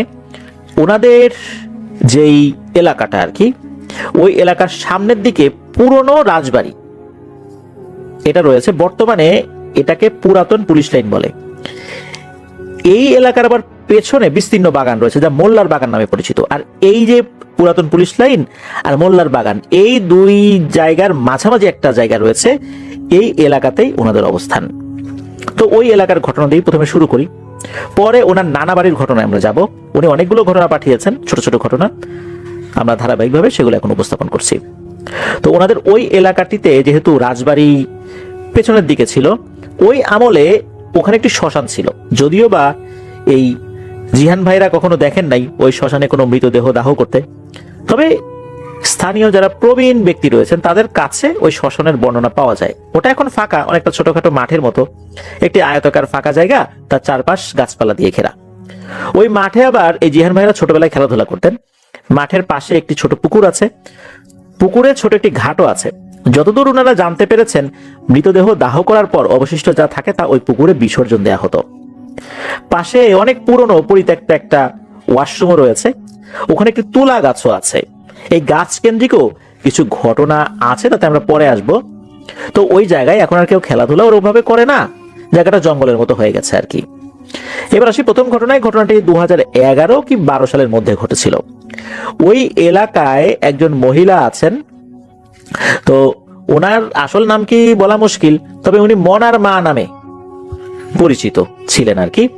তো একদিন দুপুরবেলা, তখন গ্রীষ্মকাল, সাপ্লাইয়ের পানির তীব্র সংকট থাকায় উনি ওই মাঠের পাশের পুকুরে গিয়েছেন গোসল করতে। ওই পুকুরের যেখানে শ্মশানের অস্থি বিসর্জন দেওয়া হতো, বা ওই যে যেই জিনিসগুলো বেঁচে যেত, যেগুলো ফেলা হতো পানিতে, তো ওই জায়গার দিকে গিয়েছেন। তখন তো একদম গ্রীষ্মের ভর দুপুর, আশেপাশে লোকজন নেই বললেই চলে। উনি যথারীতি ঘাটে নেমে হাত পা ধোয়ার চেষ্টা করছেন, হাত পায়ে পানি দিচ্ছেন। উনি যতদূর মনে করতে পেরেছেন, মনে হলো যে পেছন থেকে ওনার চুলের মুঠি ধরে কেউ সজোরে টেনে পুকুরের পানির মধ্যে নামিয়ে নিয়ে গেল এবং ওনাকে চুবাতে লাগলো। উনি অনুভব করছেন কেউ চুলের মুঠি ধরে রেখেছে। উনি ছাড়ানোর চেষ্টা করছেন, কিন্তু মনে হচ্ছে যে ওই মনার মায়ের শক্তির কাছে ওই শক্তি আসলে কি বলবো, মনার মায়ের শক্তি কিছু না। উনি কোনোভাবেই কোনো ধরনের প্রতিরোধ গড়ে তুলতে পারছেন না, অর্থাৎ ওই শক্তির কাছে মনার মায়ের শক্তি একদমই তুচ্ছ। উনি অনেক চেষ্টা করার পরও মনে হচ্ছে একদম ফলাফল শূন্য। ওনাকে তো এক নাগারে পানিতে চুবিয়েই যাচ্ছে। এরপর ওনার কিছু মনে নাই। ঘটনা ওই সময় যেটা হয়েছিল সেটা হলো, ভাগ্যক্রমে ওই রাস্তা দিয়ে দুপুরে একজন লোক, হয়তোবা উনি বাড়ির দিকে যাচ্ছিলেন, উনি শুনলেন পুকুরের পানির মধ্যে শব্দ হচ্ছে। উনি মনে করেছেন যে বড় কোনো মাছ হবে, হয়তো গ্রীষ্মের সময় তো পুকুরের পানি কমে যায়, তাই মনে হয় পানির মধ্যে নড়াচড়া করছে, শব্দ হচ্ছে। উনি দৌড় দিয়ে গেলেন যে ওখানে কি মাছ দেখা যায়। উনি গিয়ে দেখেন একজন মহিলা পা উপরে, মাথা পানির নিচে, মানে মাটির মধ্যে তার মাথাটা হয়তো বা ঢুকে গেছে, পা দুটো উনি নাড়াচ্ছেন আর তাতে শব্দ হচ্ছে, মানে হাঁটু থেকে পায়ের পাতা পর্যন্ত পানির উপরে, বাকি অংশ পানির নিচে। পুকুরের পানি ওই জায়গা মোটামুটি ঘোলাই হয়ে গেছে বলতে হবে, যেহেতু ধস্তাধস্তি হচ্ছে, ঘোলা হয়ে গেছে। একে তো গ্রীষ্মকাল, পুকুরের পানিও কম, খালি হাঁটু থেকে বাকিটুকু দেখা যাচ্ছে। অন্য সময় হলে পুরো বডিটাই পানির নিচে চলে যেত, কিছুই দেখা যেত না, পানি কম থাকার কারণে হয়তো বা দেখা যাচ্ছে। আমরা অনেক সময় দেখি না, হাঁস পানিতে ডুব দেয়, মাথাটা ডুব দিয়ে পা দুটো উপরের দিকে দিয়ে দেয়, শামুক টামুক খায় আর কি, ওইরকমই কিছু, মানে ওইরকম যেরকম লাগে না ওইরকম লাগছে। অর্থাৎ ওই মহিলার মাথাটা মাটির মধ্যে ঢোকানো। উনি তো বুঝতে পারছেন যে এখানে কোনো একটা মানুষকে হত্যা করার আয়োজন চলছে, নিশ্চয়ই এটা স্বাভাবিক কিছু না। উনি যখন এটা দেখেছেন, উনি নিজে গিয়ে উঠানোর আসলে সাহস করেন নাই, উনি নিজেও খুব ভয় পাচ্ছিলেন, উনি চিৎকার চেঁচামেচি শুরু করেছেন। তারপর ওনার চিৎকার শুনে কিছু লোকজন দ্রুত চলে আসে, তখন ওই মহিলাকে উদ্ধার করা হয়। মহিলা কিন্তু সেন্সলেস হয়ে গিয়েছিলেন, ওনার কিছু মনে ছিল না। ওনাকে তুলে নিয়ে আসা হয়, এলাকার মসজিদের ইমাম সাহেবকে ডাকা হয়। এলাকার মসজিদ যেটা, সেটা হচ্ছে ওই যে পুলিশ লাইন মসজিদ, ওই মসজিদের ইমাম সাহেবকে ডাকা হয়। উনি সে ঝাড়ফুঁক করেন, এরপর ওনার জ্ঞান ফেরত আসে, উনি তেল পড়া, পানি পড়া এগুলো দিয়ে যান। তবে আল্লাহর রহমতে এরপরে ওনার সাথে আর কোনো ধরনের কোনো সমস্যা হয়নি। এরকম হয় না যে এই ঘটনার পর ভিকটিমের উপরে আসর হয়, জিন হাজির হয়ে গেছে। যখন হুজুর ঝাড়ফুঁক করেছেন তখন জিন হাজির হওয়ার কথা, কিন্তু হাজির হয়নি। ওই ঝাড়ফুঁকের কারণে ওনার শরীরে কোনো ধরনের কোনো রিয়াকশনও দেখা দেয়নি। হুজুর বুঝতে পারলেন যে আর কোনো সমস্যা আল্লাহর রহমতে নাই। এই যে মনার মা, উনি এখনো ওই এলাকাতেই আছেন। এবার আসি মনার বাপের সাথে কি হয়েছিল। উনি মনার বাপ নামে পরিচিত, অর্থাৎ মনার বাবা, মনা ওনাদের সন্তান। ঘটনার সালটা ঠিক করে অবশ্য জিহান ভাই বলতে পারেন নাই, তবে এই যে মনার মায়ের সাথে যে ঘটনাটা ঘটেছে 2011 কি 12 সালের মধ্যবর্তী একটা সময়, এই ঘটনার হয়তো বা বছরখানেক পরে হবে বা 6 মাস পরে হবে, এরকম কিছু একটা হতে পারে। তো এই যে মনার বাবা যিনি, উনি কিন্তু 5 ওয়াক্ত নামাজ কালাম পড়তেন, মসজিদে গিয়ে জামাতের সাথে নামাজ আদায় করতেন। উনি ফজরের নামাজের আগেই উনি মসজিদে নামাজ পড়ার জন্য বের হয়ে গেছেন। চিন্তা করেছেন যে এখনো তো ওয়াক্ত আছে, অর্থাৎ তাহাজ্জুদের ওয়াক্ত আছে, যাই গিয়ে তাহাজ্জুদের নামাজটা পড়ে তারপর ফজরের নামাজ পড়ে বাড়িতে আসবো। তো উনি ঠিকঠাক মতোই গিয়েছেন, কোনো সমস্যা হয় নাই। আর মসজিদ যেটা, সেটা হলো ওই পুলিশ লাইন মসজিদ আর কি। তো মসজিদে যেতে হলে যেই মাঠে ওনার একসময় খেলতেন, অর্থাৎ ওই যে পরিত্যক্ত শ্মশানের মাঠ, ওটার পাশ দিয়ে যেতে হয়। তো উনি ওই দিক দিয়ে গিয়েছেন, কোনো ধরনের কোনো সমস্যা হয় নাই। আজান হয়েছে, ওই নামাজ পড়েছেন, নামাজ শেষে একটু সকাল সকাল হয়েছে, উনি যথারীতি বাড়িতে ফিরেছেন।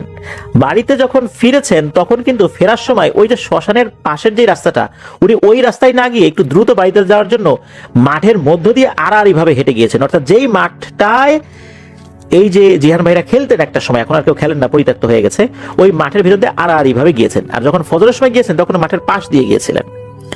তো যাই হোক, ওই মাঠ পাড়ি দিয়ে তো গিয়েছেন। ওই মাঠের পরে কিন্তু একটা পুকুর আসছে, যে পুকুরের কথা আমরা একটু আগেই বলেছি, যে পুকুরে ওনার স্ত্রীর বেহাল দশা হয়ে গিয়েছিল।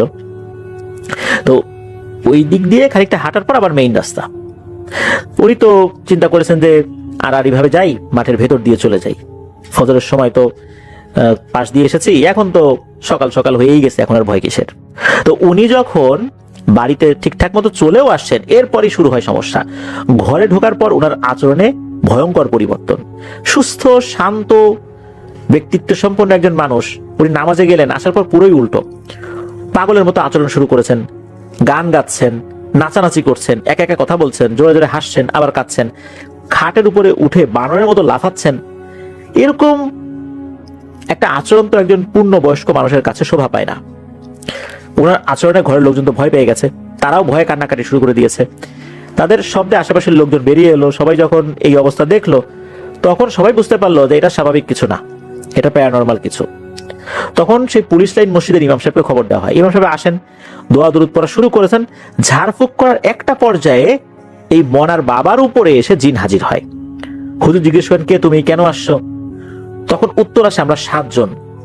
ওই পুকুর পার দিয়ে নামাজ পড়ে আসছিল, ওটা আমাদের চলার পথ। সে যখন আসছিল তখন আমরাও চলে যাচ্ছিলাম, আমাদের চলাচলে ও বিঘ্ন ঘটাইছে, এই জন্য আমরা 7 জনকে ধরছি। জিনগুলো নাকি খুব ভদ্র ভাষায় কথা বলছিল, খুব শান্ত ভাবে। অনেক সময় আমরা শুনি না যে জিনরা যেতে চায় না, এটা দাবি করে ওটা দাবি করে, এরকম কিছুই হয়নি। হুজুর খুব স্বাভাবিকভাবেই ওই 7 জন জিনকে বলেন যে আসলে সে তো নামাজ পড়ে আসছিল, বোঝে নাই, আর দ্রুত আসার জন্য বাড়ির পথ দিয়ে এসেছে, ইচ্ছা করে তার করেনি, তোমরা চলে যাও, ভুল আর হবে না। জিনেরা হুজুরের কথা মেনে নেয় খুব স্বাভাবিকভাবেই, কোনো বিনিময় চাই নাই, কোনো ঝামেলাও করে নাই। জিনেরা চলে যায়, উনিও স্বাভাবিক হয়ে যান। যাবার আগে, অর্থাৎ হুজুর যাবার আগে এই মনার বাবাকে ঝাড়ফুঁক করে দিয়েছিলেন, উনি একদম স্বাভাবিক ছিলেন, ওনার অবস্থা পরবর্তীতে স্বাভাবিকই ছিল আল্লাহর রহমতে। এবার আসি আরেকটি ঘটনায়। ওই এলাকায় 2 ভাই ছিল, বড় ভাইয়ের নাম শাকিল, ছোট জনের নাম জিহান ভাই মনে করতে পারেন নাই। ঘটনাটা 2015 কি 16 সালের দিকে হবে। এই শাকিলের ছোট ভাই একদিন অনেক রাতে নূর মসজিদের মোড় বলে একটা জায়গায়, এই নূর মসজিদের মোড় থেকে কিছু ভাজা পোড়া কিনে খেতে খেতে আসছিল। রাত প্রায় 12টার বেশি বাজে তখন। এত রাতে ভাজা পোড়া বলতে ওই যে সন্ধ্যার দিকে ভাজা পোড়া বানানোর পর লাস্টের দিকে কিছু অবশিষ্ট থাকে, অল্প টাকায় বিক্রি করে দেয়, ওরকম বেশি করে কিছু কিনে নিয়েছিল। গুঁড়া গুঁড়া কিছু ছিল, আবার আস্ত কিছু ভাজা পোড়াও ছিল। এগুলো কিনে খেতে খেতে বাসার দিকে আসছিল। আর তার হাতে একটা বাটন ফোন ছিল, আর বাটন ফোনের মাথার দিকে একটি টর্চ লাইট ছিল। আর ওই টর্চ লাইটগুলোর আলো কিন্তু খুব মৃদু হয়ে থাকে, ওই মৃদু আলোতেই সে পথ চলতে চলতে আসছিল। তো ওই যে মাঠটা, মানে ওই যে পরিত্যক্ত শ্মশান, ওই শ্মশানের পাশে যে মাঠ, যেটাতে জিহান ভাই একটা সময় খেলতেন, যে মাঠের কথা এতক্ষণ বলছিলাম আমরা, ওই পরিত্যক্ত শ্মশানের কাছে পৌঁছানোর পর সে দেখে সাদা কাপড়ে মোড়ানো একজন ব্যক্তি উল্টো দিকে ফিরে মাথা নুইয়ে বসে বসে কাঁদছে নাকি গোংরাচ্ছে বোঝা মুশকিল হচ্ছে। কেমন ধরনের কাপড়? মানুষ যখন হজ করতে যায়, হজ করার সময় এহরামের কাপড়টা মানুষ যেভাবে বাঁধে, মনে হচ্ছে ঠিক ওইভাবে এহরামের কাপড় যেভাবে শরীরে পেঁচিয়ে মানুষ, ওইভাবে পেঁচিয়ে বসে আছে। এই যে শাকিলের যে ছোট ভাই, ইনি আবার খুব সহজ সরল মানুষ, তার মাথায় কিন্তু তখন কোনো ভয় চাপেনি। সে আবার দয়া দেখিয়ে জিজ্ঞেস করছে, ও কাকা, কিরা আপনি এনে বসে কাঁদতেছেন কেন? মানে লোকাল ল্যাঙ্গুয়েজে বলছে আর কি। তারপরে লোকটা কিন্তু ওভাবে গোঙানির মতো শব্দ করেই যাচ্ছে, কোনো উত্তর তো সে দিচ্ছে না। তো শাকিলের ছোট ভাই আবার ডাকে, ও কাকা, ও কাকা, ওঠেন ওঠেন। এবার ওই জিনিসটা উঠে দাঁড়িয়ে ওর দিকে ফিরে তাকায়, কিন্তু চেহারাটা বুঝতে পারেনি এই শাকিলের ছোট ভাই। অল্প আলো ছিল তো, কিছু বুঝতে পারেনি। হঠাৎ করে ওই জিনিসটা সজোরে এক থাপ্পড় মারে ওই শাকিলের ছোট ভাইয়ের গালে। এক থাপ্পড়েই সে সেন্সলেস, ওরা কিছু মনে নাই। পরে বাড়ির লোকজন যখন দেখে যে সে এখনো ঘরে আসছে না, তখন খুঁজতে বেরিয়ে দেখে ওই মাঠের এক কোণায় অজ্ঞান হয়ে পড়ে আছে। তারপর বাড়িতে নিয়ে ঝাড়ফুঁক করার পর তার জ্ঞান ফেরে। তারপর সে বলে কি হয়েছিল। তবে সে তো ভয়ঙ্কর কোনো কিছু দেখে নাই, কোনো মানুষই তাকে চর মেরেছিল না কি হয়েছিল, এটাও তো আসলে সে নিশ্চিতভাবে বলছে না। আশেপাশে লোকজন মোটামুটি জেনে ফেলে যে এই ঘটনা ঘটেছিল। কেউ বলে ভূতে থাপ্পড় মেরেছে, কেউ বলে যে কোনো ছেলে পেলে নেশা করতে গেছিল, নেশা করে এরকম গোংরাত ছিল, ও গিয়েছিল, বিরক্ত হয়েছে, এই জন্য চর মেরেছে। এক একজন এক এক রকম ভাবে বলছিল। তো এই ঘটনার কয়েকদিন পর 2 জন মহিলা রাত করে বাড়ি ফেরার সময় ঠিক ওই একই জায়গায় একজনকে গোংরাতে দেখছে। এই 2 জন মহিলা কিন্তু এই যে শাকিলের ছোট ভাইয়ের ঘটনা জানতেন। দূর থেকে দেখে তারা দাঁড়িয়ে যান। ওনারা বলেন যে, কিডা আপনি, কিডা? ভারী জ্বালা তো, এই রাত বিরেতের লোকজন এখানে জায়গায় জায়গায় বসে এরকম কান্নাকাটি করে, এদের জ্বালায় তো চলাচলই দায় হয়ে যাচ্ছে। বারবার এই সমস্ত কথাবার্তা আলোচনা করছেন ওনারা, জোরে জোরে বলছেন, শোনায় যাতে করে ওনার ওই লোকটা শুনতে পারে, অর্থাৎ ওই অভাবটা শুনতে পারে। এদিকে দেখা যাচ্ছে যে ওই জিনিসটা উল্টো করে মুখ ঘুরিয়েই গোঙাচ্ছিল। একটা পর্যায়ে এই 2 জন খুব বিরক্ত হয়। ওনারা 2 জন ভদ্র মহিলা যাচ্ছেন এদিক দিয়ে, কান্নাকাটিও করতেছে না, এরকম গোংরাচ্ছে। এটা খুব বিরক্তিকর একটা শব্দ ছিল। তখন একজন মহিলা বলতেছেন আবার রাগ করে যে, এই বেয়াদ্দব বেটাটা এই জায়গায় বসে বসে খালি মানুষটা জ্বালায়, এই বলে ওনারা চলে যান।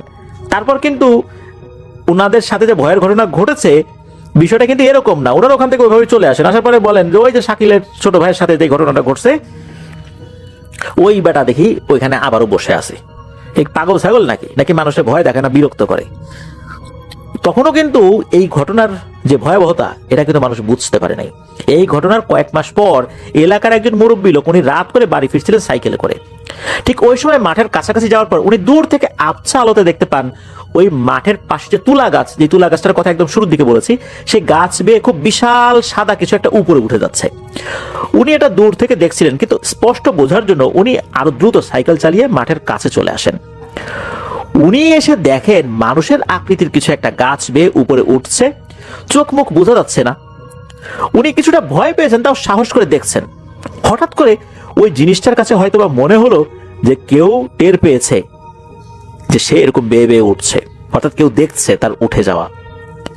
সে তখন ওই গাছে ওঠা থামিয়ে ঘাটটা ঘুরিয়ে ওই মুরব্বী লোকের দিকে তাকায়। যখনই তাকায় তখন তো ওই মুরব্বী ভদ্রলোকের কলিজার পানি শুকিয়ে যায়।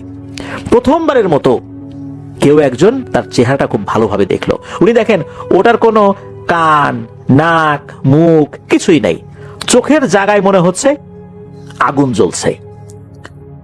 এটা দেখে উনি ভয়ে আল্লাহর নাম নিয়ে জোরে এক চিৎকার দিয়ে সাইকেলের প্যাডেল দিতে দিতে দ্রুত বাড়ির দিকে রওনা দিয়েছেন।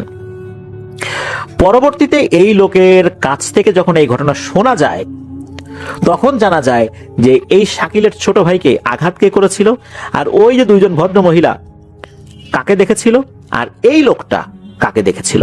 বোঝা যাচ্ছে সবগুলো একই ঘটনা।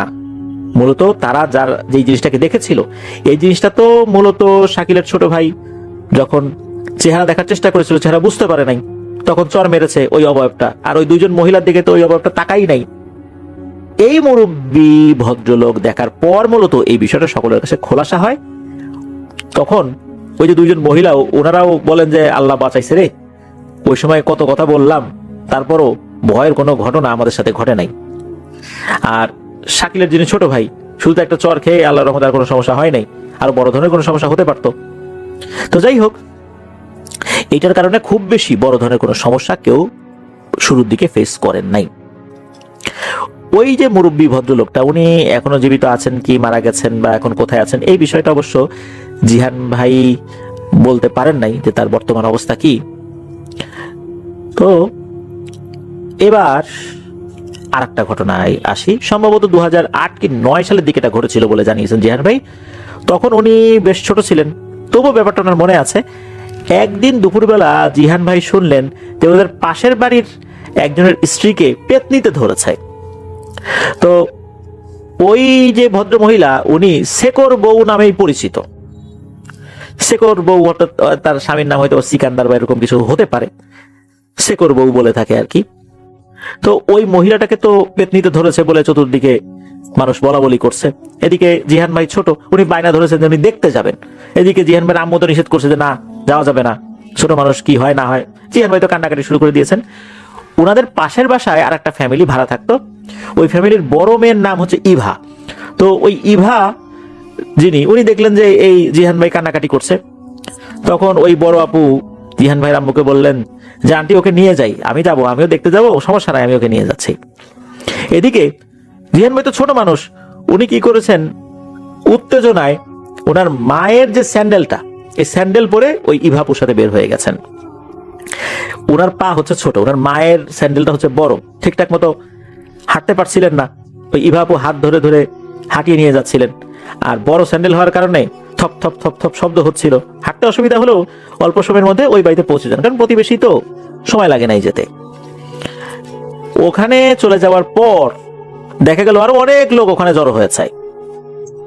সবাই দেখার জন্য এসেছে যে এই শেকর বউকে পেতনিতে ধরেছে।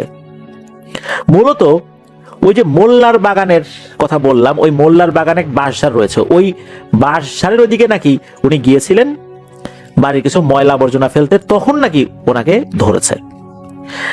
ওখানে ওই ভদ্র মহিলার শ্বশুর একটা লাঠি নিয়ে বসে আছেন, কচা গাছের একটা মোটা লাঠি নিয়ে চেয়ারে বসে আছেন, আর ওটাকে নিজেই জিজ্ঞাসাবাদ করছে, এই বল কোত্থেকে আসছিস, কেন আসছিস। মানে উনি নিজে কবিরাজ না হলেও লাঠি একটা হাতে নিয়ে এমন ভাব নিচ্ছেন যে উনি নিজেই একজন বিশাল কিছু আর কি, এমন একটা অবস্থা। আর ওই সময় ওই মহিলা কেমন যেন ভারী কণ্ঠে বলছিল, আমি যাব না, আমি যাব না। এটা শুনে ওই মহিলা শ্বশুর অকথ্য ভাষায় গালিগালাজ শুরু করে ওই পেতনিকে উদ্দেশ্য করে। পরে দেখা গেল ওই মহিলা অনেক রেগে গেল, আর রেগে যারা দেখার জন্য চতুর্দিকে ভিড় করেছে এদের দিকে তেড়ে দিয়েছেন একটা দাবরানি। সবাই তো ভয়ে হুড়োহুড়ি করে দিল দৌড়। এই জিহান ভাইও দৌড় দিয়েছিলেন, আর ওনার পায়ে তো ওনার আম্মুর বড় স্যান্ডেল, উনি তো এটা নিয়ে দৌড়াতে পারেন নাই, উনি গেলেন পরে।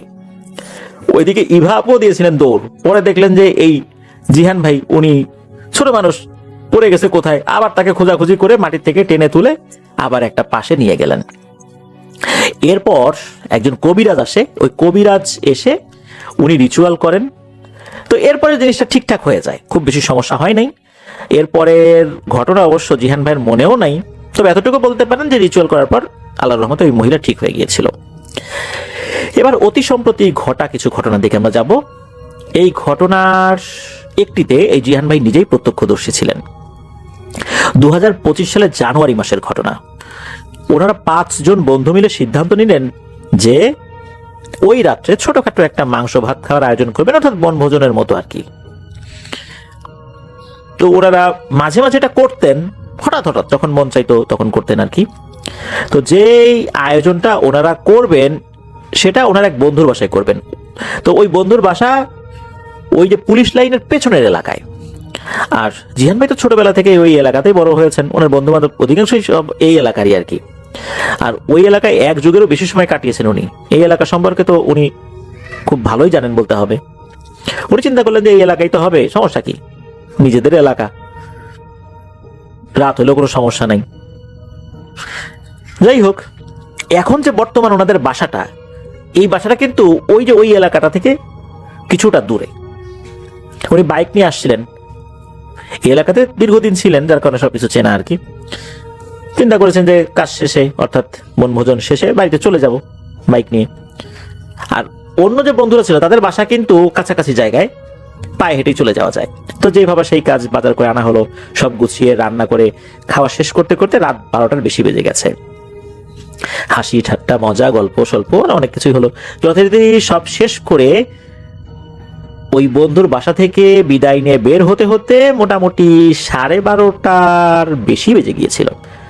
একজন বন্ধু তো তার বাড়িতেই রয়ে গেল। এখন ওনারা আছেন 4 জন। 4 জন তো বাইকে ওঠাটা বেশ কষ্টকর, আর তাদের বাসা তো কাছাকাছি ছিল, ওরা আবার বাইকে উঠতে চাইলো না। তখন জিহান ভাই কি করেছেন, ওনার বাইকটা এক গিয়ারে দিয়ে আস্তে আস্তে 3 জনের হাঁটার তালে তালে বাইক চালাচ্ছেন। ওনাদের মধ্যে একজন হাতে আবার টর্চ লাইট ছিল। ওই বন্ধুর নাম হচ্ছে মারজান। যখন হাঁটতে হাঁটতে ওই পুরনো শ্মশান মানে ওই মাঠের কাছাকাছি সবাই চলে আসেন, তখন হঠাৎ মারজান টর্চ মারে ওই মাঠের দিকে একটা শিরিষ গাছ আছে, ওই শিরিষ গাছের দিকে। এটা মারতে ওনারা 4 জনেই লক্ষ্য করেন গাছের 2 ডালের মাঝামাঝি জায়গায় মনে হচ্ছে, অর্থাৎ 2টা মোটা কাণ্ড, 2 দিকে ওয়াই আকৃতি, ইংরেজি ওয়াই আকৃতির মতো হয়, 2 দিকে চলে যায়। ওই 2টো কাণ্ডের মাঝখানে সাদা বড় কিছু একটা বসে আছে, মানে মানুষের আকৃতি মনে হয়, উল্টো দিকে ফিরে ঘোমটা দিয়ে বসে আছে, এরকম কিছু একটা। আমরা শুধু অর্থাৎ ওনারা ওটা শুধু পিঠ দেখতে পাচ্ছেন, আমরা ওটাকে হয়তো আমরা পিঠই বলবো, কারণ যেহেতু মাথা দেখা যাচ্ছে না। তো ওনারা সবাই এটা দেখেছেন, 4 জনই দেখেছেন। এর মধ্যে নাইম নামে ওনার এক বন্ধু বলে ওঠে, এরে এই সাদা ওইটা কি, বিড়াল নাকি? তখন জিহান ভাই বলেন, এই বেটা কি বলিস না বলিস, জীবনে এত বিড়াল দেখছিস কখনো? বিড়ালের তো লেজ থাকে, ওর লেজ কই? আর এত বড় বিড়াল তো আমি নিজেও কখনো দেখিনি। তখন জিহান ভাই বলেন যে তোরা 3 জন একসাথে থাক, দোয়া দুরুদ পর, আমি একটু দেখি তো জিনিসটা কি। তখন উনি কি করেছেন, বাইকটা টান দিয়ে একটু সামনের দিকে যাওয়ার চেষ্টা করেছেন, অর্থাৎ গাছের অপর পাশে গেলে তো দেখা যাবে আসলে জিনিসটা কি। তো উনি মনে মনে ভাবছিলেন যে বিড়ালই হয় নাকি, আর আরেকটা জিনিস ভাবছিলেন, যদি বিড়াল ছাড়া অন্য কিছু হয় তাহলে উনি সামনের দিকে গেলে এই জিনিসটা থাকবে না, উধাও হয়ে যাবে, আর বিড়াল হলে তো দেখাই যাবে। এটা উনি মনে মনে ভেবেছেন। আর এটা যে ভূত মনে করে ভয় পাচ্ছিলেন বিষয় এরকমও না, জাস্ট একটা মনের মধ্যে এসেছিল, একবার উকি দিয়েছিল, জাস্ট এতটুকুই। তো উনি বাইক টান দিয়ে একদম ওই মাঠের কোনার দিকে এসে বাইকটা থামিয়েছেন। সামনের দিকে আর যাওয়া যাচ্ছিল না ওই সময়। বাইকটা রেখে আয়াতুল কুরসি আস্তে আস্তে পড়ছেন আর হেঁটে হেঁটে ওই মাঠের ভেতর ঢুকছেন যে ওটা কি দেখার জন্য। উনি যখন গাছের কাছাকাছি এসেছেন তখন উনি দেখেন যে আরে এখান থেকে কিছুই না, একদম ফাঁকা। উনি মাঠের মধ্যে থেকে জোরে করে আওয়াজ দিয়ে বলছেন যে নাইম, কিছুই তো দেখি না রে। নাইম আবার উত্তর দেয় ওই পাশ থেকে, আরে কি কোষ, আমরা দেখতেছি ওই যে বসা গাছের উপরে। ওই পাশ থেকে 3 জনই কিন্তু আগের জায়গাতেই ওই অভাবটাকে বসে থাকতে দেখছে, কিন্তু জিহান ভাই যখন এই দিকটাতে এসে ওদিকে তাকিয়েছেন, উনি কিছুই দেখেন না। যখন এই কথাটা উনি শুনেছেন যে তিনজনই দেখছেন আর উনি দেখতে পাচ্ছেন এই জায়গাটা একদম ফাঁকা, তখন বুঝতে পারছেন যে সর্বনাশ, কি দেখার জন্য আসছি। ভয়ে ওনার শরীরের সমস্ত লোম দাঁড়িয়ে যায়। উনি ওখান থেকে দিয়েছেন এক দৌড়ে বাইকের কাছে গিয়ে বাইক স্টার্ট করেই ওই তিন বন্ধুকে ওনারা বললেন যে তোরা দৌড় দে। এদিকে উনি বাইক নিয়ে এক টানে বেশ কিছুটা সামনে এসে ব্রেক করেছেন ওদের জন্য, যে ওরা আবার ঠিকঠাক মতো আসলো কিনা, ওদেরকে তো ফেলে আসা যাবে না। তবে ওরা ঠিকঠাক মতো চলে আসে, আল্লাহর রহমতে কোনো সমস্যা হয়নি। পরে যখন এই চারজন আবার এক জায়গা হয়েছেন কিছুক্ষণ পরেই, তখন ওনারা আলোচনা করছেন যে আজকে আল্লাহ বড় বাঁচাই দিছে রে, রাতের বেলা মাংস খাই বের হয়েছি, মনে হয় এগুলোর গন্ধেই আমাদের কাছে চলে আসছে। মাংস, ভাজা পোড়া এগুলোর ঘ্রাণ নাকি এই পিশাচ শ্রেণীর জিনদেরকে আকৃষ্ট করে। আর ওই জায়গা তো পুরনো শ্মশানের মাঠ রয়েছে, ঝোপ জঙ্গল রয়েছে, ওখানে তো অনেক ঘটনাই ঘটে। তো এই যে অনেক ঘটনা যে ঘটে, এইটা কিন্তু ওই সময় নাকি ওনাদের মাথায় কাজ করে নাই। যাই হোক, জিহান ভাই অন্য তিন বন্ধুকে তাদের বাড়ি পর্যন্ত এগিয়ে দিয়ে বাইক নিয়ে বাসায় চলে আসেন। প্রতিমধ্যে আর কোনো সমস্যা আল্লাহর রহমতে হয়নি। এবারের যে ঘটনাটি, এই ঘটনাটি 2025 সালের 3রা এপ্রিল ঘটেছিল। তো এই যে এই ঘটনাটি পুলিশ লাইনের পুকুর কেন্দ্রিক, অর্থাৎ রাজবাড়ির পুকুর কেন্দ্রিক। রাজবাড়িটাকেই তো পুরনো পুলিশ লাইন বলা হয় আর কি বর্তমানে। আর পুলিশ লাইনটাই আসলে পুরোটাই রাজবাড়ি, এটাই বলা চলে। একটা সময় ওখানে রাজবাড়ি ছিল হয়তোবা। তো পুকুরে ওই পুলিশ সদস্যরা ছাড়াও এলাকার সাধারণ যারা মানুষ তারাও গোসল করে। তো 2025 সালের এপ্রিল মাসের 3 তারিখে ওই এলাকার দুজন বাচ্চা, এদের বয়স 5-6 বছরের মতো হবে আর কি, একদম দুপুরবেলা ওই পুকুরে গিয়েছে গোসল করতে। ঘাট নাকি তখন একদমই ফাঁকা ছিল। এমনই সময় 2-1জন পুলিশ গোসল করে যে ঘাটে আর কি। তো ঘাটের পাশেই কিন্তু একটা টহল চৌকি আছে, ওখানে সবসময় একজন গার্ড থাকে। ওই সময় অবশ্য এই কোনো গার্ড ওনারা দেখেন নাই, ওই সময় একদমই ফাঁকা ছিল, কোন লোকজন ছিল না। 2-1জন পুলিশ কিন্তু ঘাটের পাশে নিয়মিত আর কি টহল দেয়। আর সময়টা ছিল ঈদের পর। অনেক পুলিশ সদস্য ঈদ করার জন্য তাদের আত্মীয় স্বজনদের কাছে চলে গিয়েছেন। পুলিশ লাইনও বেশ ফাঁকা, অধিকাংশ ঈদের ছুটিতে। তো ওই যে 2 বাচ্চা, এই 2 বাচ্চার মধ্যে একজন যথারীতি ঘাটে নেমে পানিতে পা দিয়ে বসেছে, আর একজন একটু উপরে। তো হঠাৎ করেই যে বাচ্চাটা পানিতে পা দিয়েছিল পানির মধ্যে চলে যায়। কিভাবে যে চলে গেছে এটা আসলে জানা যায়নি, কারণ প্রত্যক্ষদর্শী বলতে শুধু একজনই ছিল, আর একটা বাচ্চা। সে ভালো করে বলতে পারে না, সে শুধু এতটুকু বলতে পারে মনে হলো যে কোনো কিছু টান দিয়ে ওরা নিয়ে গেছে। আর এই বাচ্চাটা কিন্তু সাঁতার পারতো। তাহলে কিভাবে হঠাৎ করে সে পানির নিচে চলে গেল? ওই ছোট বাচ্চার ভাষ্যমতে ও ধপাস করে পানিতে পড়ে যায়, কোনো নড়াচড়াও করেনি। পড়ে যাওয়ার সাথে সাথেই নাকি সে তলিয়ে যায়। পুরোপুরি তলিয়ে যাওয়ার পর ও বুঝতে পেরেছে যে একটা ঘটনা ঘটে গেছে। ও তখন আবার দৌড়ে পুকুরের অপর পারে আম গাছ তলায় এসে দেখে এলাকার কিছু ছেলে পেলে আম গাছের নিচে বসে আম খাচ্ছে। তখন ওই বাচ্চাটা দৌড়ে এসে বলে যে ভাই, আমার সাথে একজন ছিল, তো ডুব দিয়ে আর ওঠে না। ওখানে যারা বসেছিল তারা আবার এই 2 বাচ্চাকে চিনতো, আর এরা দেখেছেও এই 2জনকে পুকুরে গোসল করতে যেতে। এটা শুনে তারা তো দৌড়ে ঘাটে গেল, গিয়ে দেখে পানি একদম স্বাভাবিক, মানে এখানে যে একটা বাচ্চা মাত্র তলিয়ে গেছে এর কোনো আলামতই নেই। ওখানে 3-4জন ছিল, সবাই নেমে খোঁজা শুরু করলো, পায় না। এরপর হঠাৎ একজন ডুব দিয়ে ওই বাচ্চাটাকে পেলো, কিন্তু ততক্ষণে অনেক দেরি হয়ে গেছে, বাচ্চাটা মারা গেছে। এত অল্প সময়ের মধ্যে কি যে হয়ে গেল, কি যে ঘটে গেল, ঘটনা আকস্মিকতায় সবাই হতভম্ব হয়ে গেল। এমন আকস্মিকতা যে হঠাৎ করে এখানে হবে কেউ বুঝতেই পারেনি। পরে পরিবারের লোকজনকে খবর দেওয়া হলো, বাচ্চাটার মা বাবা আসলো, কান্নাকাটির রোল পড়ে গেল। এই পরিবারের নাকি এই একটাই সন্তান ছিল। তো এই যে জিহান ভাইরা ঘটনা জানতে পেরেছিলেন শুক্রবার, অর্থাৎ মানে ঘটনার পরের দিন, ঘটনাটি ঘটেছিল যেদিন তার পরের দিন জানতে পেরেছিলেন। কারণ প্রতি শুক্রবার ওনারা ক্রিকেট খেলেন ওই পুলিশ লাইনের পেছনের আরেকটি যে মাঠ আছে সেখানে। সবার কাছে এই মাঠটা তালতলার মাঠ নামে পরিচিত।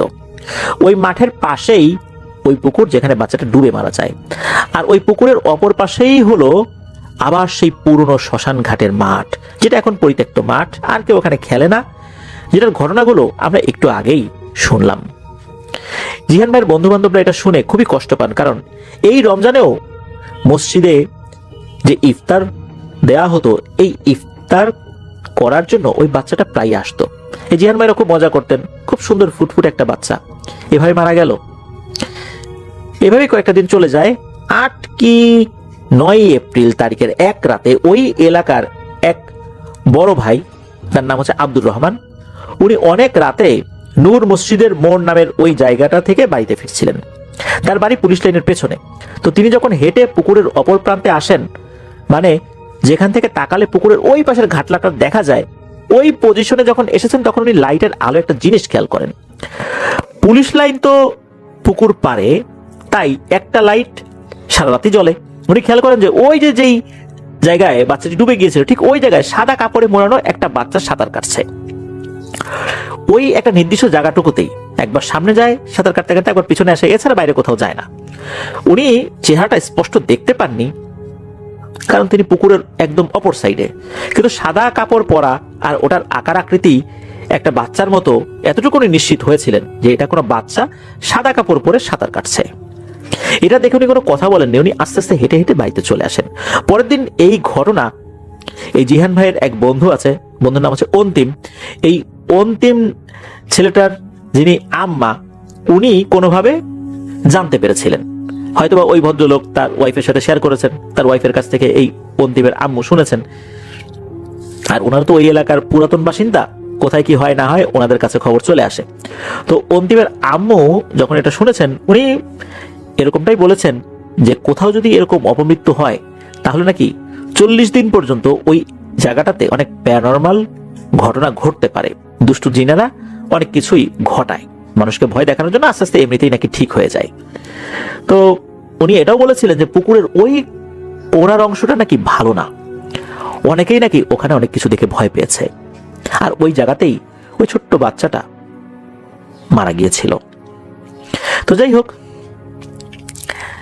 এবার আসি এই জিহান ভাইয়ের নানুর বাড়ির ঘটনায়। ওনার নানুর বাড়ি ভোলা জেলার লালমোহন উপজেলার মহিষখালী গ্রামে। প্রথম ঘটনাটি ওনার নানুর বাড়ির মহিষের এক রাখালকে নিয়ে। ওনার নানার অনেক মহিষ ছিল, তো এগুলো দেখভাল করার জন্য একজন রাখাল নিয়োগ দেওয়া ছিল। সে ভোরে এসে ভাত খেয়ে সব মহিষ নিয়ে চরে চলে যেত, আবার সন্ধ্যার পরে সব মহিষ গোয়ালে রেখে, অর্থাৎ বাথানে রেখে ঘরে এসে রাতের ভাত খেয়ে তারপর বাড়িতে যেত। এই ছেলেটার নাম ছিল জহির। একদিন সে যথারীতি ভোরে এসে ভাত খেয়ে মহিষ নিয়ে চলে যায় চরে। তো মহিষ চরে ঘুরে বেড়ায়, খাবার খায়, আর জহির এদের প্রতি খেয়াল রাখে যেন এদিক ওদিক না যায়, দল ছুট হয়ে না যায়। তো দুপুরের প্রখর রোদের মধ্যে থাকতে থাকতে জহির ছেলেটা ক্লান্ত হয়ে যায়। তখন চরের পাশে ঘন গাছপালা দিয়ে ঘেরা একটা পুকুরের মতো জায়গা ছিল, ওখানে ছায়া আছে, ঠান্ডা বাতাস পাওয়া যাবে। এই কারণে সে মহিষগুলোকে রেখে একটু জিরি নেওয়ার জন্য ওখানে এসেছে। এসে পুকুর পাড়ে মাটির সাথে হেলান দিয়ে বিছিয়ে নিতে তার চোখ লেগে আসে, ঘুমিয়েও পড়ে। হঠাৎ করে তার মনে হলো কোনো বাতাস তাকে উড়িয়ে নিয়ে ওই পুকুরের মধ্যে ফেললো এবং তাকে চুয়াতে লাগলো কাদা পানির ভেতরে। সেও শক্তিশালী ছিল, সে ধস্তাধস্তি করছে। তো এমন ধস্তাধস্তি হচ্ছে, ওই চরে অনেকেরই ধানি জমি আছে। এরকম একজন লোক জমিতে কাজ করে হাত মুখ ধোয়ার জন্য পুকুর পাড়ে এসে দেখে এই জহিরকে অদৃশ্য কিছু পানির মধ্যে চুবাচ্ছে। এটা কিন্তু দিনের বেলা ভর দুপুরে এই ঘটনা ঘটছে। এটা উনি দেখার সাথে সাথে ব্যাপারটা বুঝে ফেলেন। উনি চিৎকার দিয়ে বলেন, এই তোরা কই রে, জহিরে তো মাইরা ফেলাইলো রে, তোরা তাড়াতাড়ি আয়। মাঠে তো আরো অনেক কৃষক যারা কাজ করছিলেন তাদের জমিতে, তারা সবাই তো জহিরকে চেনে, সবাই তো একই গ্রামের। দ্রুত তারা এসে এই অবস্থা দেখে তাৎক্ষণিক পানিতে নেমে জহিরকে উপরে উঠায়। জহিরের কানে, মুখের মধ্যে, তারপর নাকের মধ্যে কাদা ঢোকানো ছিল, একদম সেন্সলেস অবস্থা ছিল। তারা কোন রকমে ধরাধরি করে জহিরকে এই জাহিন ভাইয়ের নানু বাড়িতে নিয়ে আসেন। সবাই দেখে এই অবস্থা। এরপর তার শরীরটাকে একটু পরিষ্কার পরিচ্ছন্ন করা হয়, মুখের ভিতর থেকে কাদা মাটি বের করা হয়, ওঝাকে ডেকে নিয়ে আসা হয়। এই ধরনের সমস্যাগুলোতে ওঝাকে সাধারণত গ্রামবাসী ডেকে থাকেন। ওঝা ঝাড়ফুঁক করার পর আল্লাহর রহমতে জহিরের জ্ঞান ফেরে। এরপর জহির অদ্ভুত সব আচরণ শুরু করে, সবাইকে গালিগালাজ করছে। তখন ওই ওঝা জিজ্ঞেস করছে, ওরে ধরলি কেন? তখন নাকি জহির বলে ওঠে, ও পুকুর পাড়ে আমার চলার রাস্তায় শুয়েছিল, তাই ওরে ধরছি। আর এই লোকগুলা যদি না আসতো ঠিক মতো সময়ে, তাহলে তো ওরে আজকে মারিয়ে ফেলাইতাম। ওর তো গলার ভিতরে অলরেডি আমি কাদা ঢুকাই ফেলছিলাম। ওঝা তখন বলে, ঠিক আছে, এখন যা। জহিরের ভিতরে থাকা সত্তাটা বলে ওঠে, আমি যাব না, তখন ওঝা কি করেছে, কচা গাছের লাঠি দিয়ে মাটিতে বাড়ি দিতে থাকে। ওঝা মাটিতে বাড়ি দিচ্ছে আর জহির ব্যথায় ছটফট করছে। মনে হচ্ছে মাটিতে বাড়ি দিলে ওই আঘাত অদৃশ্যভাবে আরো বহুগুণ শক্তিশালী হয়ে জহিরের শরীরে ভর করা জিনের গায়ে লাগছে। এক পর্যায়ে জহির বলে ওঠে, আর মারিস না, আমি যাবো, কিন্তু আমার একটা জিনিস লাগবে। তখন ওঝা বলে, কি নিবি? তখন নাকি ওই জিনটা বলে, তেমন কিছু নেবো না, আমি একটা জুতা নেব। তখন কিন্তু অনেক লোক ভিড় করেছিল জহিরকে দেখতে, সবাই জুতা খুলে ঢুকেছিল ঘরের মধ্যে। তখন ওঝা বলে, ঠিক আছে, ওই দেখ অনেক জুতা আছে, ওখান থেকে তোর যেটা পছন্দ ওইটা নিয়ে তাড়াতাড়ি এখান থেকে বিদায় হ। তখন নাকি জহির লাফ দিয়ে উঠে দেয় এক দৌড়, দরজার সামনে নেমে দাঁত একটি জুতা কামড়ে ধরে দৌড় দেয় বাইরের দিকে। তবে 6 থেকে 7 কদম দৌড় দেবার পর জহির ধপাস করে পড়ে সেন্সলেস হয়ে যায়। তখন ওঝা বলে যে ও চলে গেছে, এবার ওরা ধরে আনেন, আল্লাহর রহমতে এখন আর কোনো ভয় নেই। এরপর ঘরে এনে ওঝা তেল পড়া, পানি পড়া এগুলো দিয়ে ওনার জ্ঞান ফেরান, তারপর সবকিছু স্বাভাবিক হয়ে যায় আল্লাহর রহমতে, আলহামদুলিল্লাহ। আর এই জিনটা কেন একটা জুতা চাইলো এটা আসলে কেউই বুঝতে পারলো না। অনেক কিছু চায়, গরু চায়, ছাগল চায়, মুরগি চায়, কিন্তু জুতা কেন চাইলো এটা আসলে বোধগম্য হলো না। আসসালামু আলাইকুম দর্শক, আজকে আপনাদের জন্য হররের নতুন আরেকটা গল্প নিয়ে এসেছি। আপনারা এই ভিডিওটি সম্পূর্ণভাবে দেখুন, অনেক মজা পাবেন, অনেক আনন্দ পাবেন, স্কিপ করবেন না। রাত যখন প্রায় 12টা, গ্রামে শেষ মাথায় পুরনো জমিদার বাড়িটার সামনে দাঁড়িয়েছিল রায়হান। আকাশে চাঁদ ছিল না, চারপাশে শুধু ঝিঝি পোকার শব্দ আর ঠান্ডা বাতাসে হাহাকার। গ্রামের মানুষ বহু বছর ধরে বলে আসছে ওই বাড়িটা নাকি রাত হলেই কান্না শব্দ শোনা যায়, কেউ ভিতরে গেলে আর স্বাভাবিক হয়ে ফিরে আসে না। কিন্তু ইউটিউবের জন্য ভয়ঙ্কর ভিডিও বানানোর নেশায় রায়হান এইসব কথা বিশ্বাস করেনি। হাতের ক্যামেরা আর ছোট্ট একটা টর্চ লাইট নিয়ে সেই গেট ঠেলে নতুন করে ঢুকলো। গেট ঠেলে ভিতরে ঢুকলো। গেটটা খোলার সাথে সাথে এমন একটা কড়কড় শব্দ হলো, যেন কেউ অনেক বছর ধরে লোহার দরজার ভেতরে ঢুকে এসে সেই চারদিকে ভাঙা দেওয়াল, শুকনো পাতা আর অদ্ভুত এক গন্ধ। মনে হচ্ছিল কেউ যেন অনেক দিন ধরে পচে পড়ে আছে। রায়হান ক্যামেরা অন করে বলতে লাগলো, বন্ধুরা, আজ আমি ঢুকে পড়েছি সেই অভিশপ্ত জমিদার বাড়িতে। ঠিক তখনই উপরের বারান্দা থেকে ঠক ঠক শব্দ ভেসে এলো।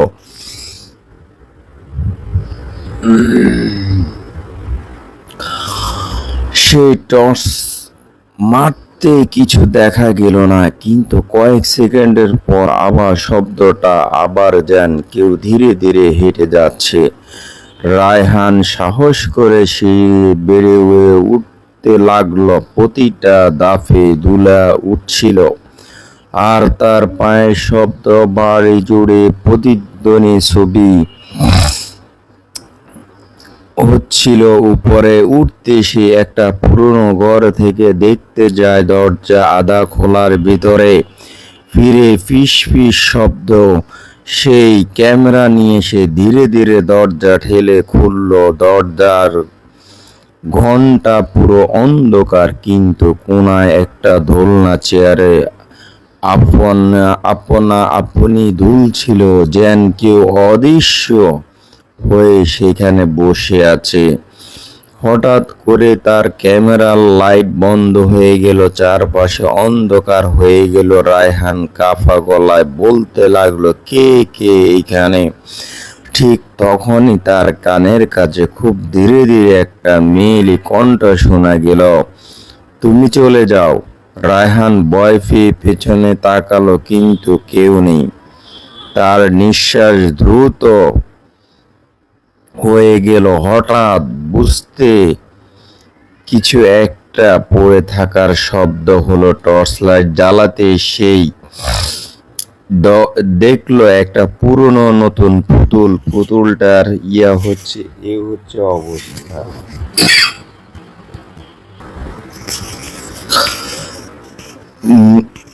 জ্বালাতে সেই দেখলো একটা পুরনো, একটা আশ্চর্যজনক একটা পুতুল, চোখ ভাঙা আর মুখে শুকানো রক্তের দাগ। সেটা তুলতে পেছন থেকে দরজা সেজে বন্ধ হয়ে গেল। পুরো ঘর কেঁপে উঠল। রায়হান দরজা খুলতে চেষ্টা করলো কিন্তু খুললো না। ঠিক তখনই দেওয়ালের উপর লাল রঙের মতো কিছু একটা ধীরে ধীরে লেখা ভেসে উঠল। তখন একটা কেউ ফিরে যা। রায়হান আতঙ্কে চিৎকার করে লাগলো। হঠাৎ করে ঘরের কোনায় একটা সাদা কাপড় পরা মেয়ে দেখতে গেল। তার লম্বা চুল মুখ ঢেকে রেখেছে। সে ধীরে ধীরে সামনে এগাতে লাগলো। তার পায়ের শব্দ ছিল না, যেন মাটির উপরে ভেসে আসছে। রায়হান কাঁদতে কাঁদতে দরজা ধাক্কা দিতে লাগলো কিন্তু মেয়েটা আরো কাছে চলে এলো। হঠাৎ সে মুখে তুলে তাকাতে দেখতে গেল তার চোখ দুটো নেই, শুধু কান্না গর্ত আর মুখের চামড়া আর কিছুই দেখা যাচ্ছে না।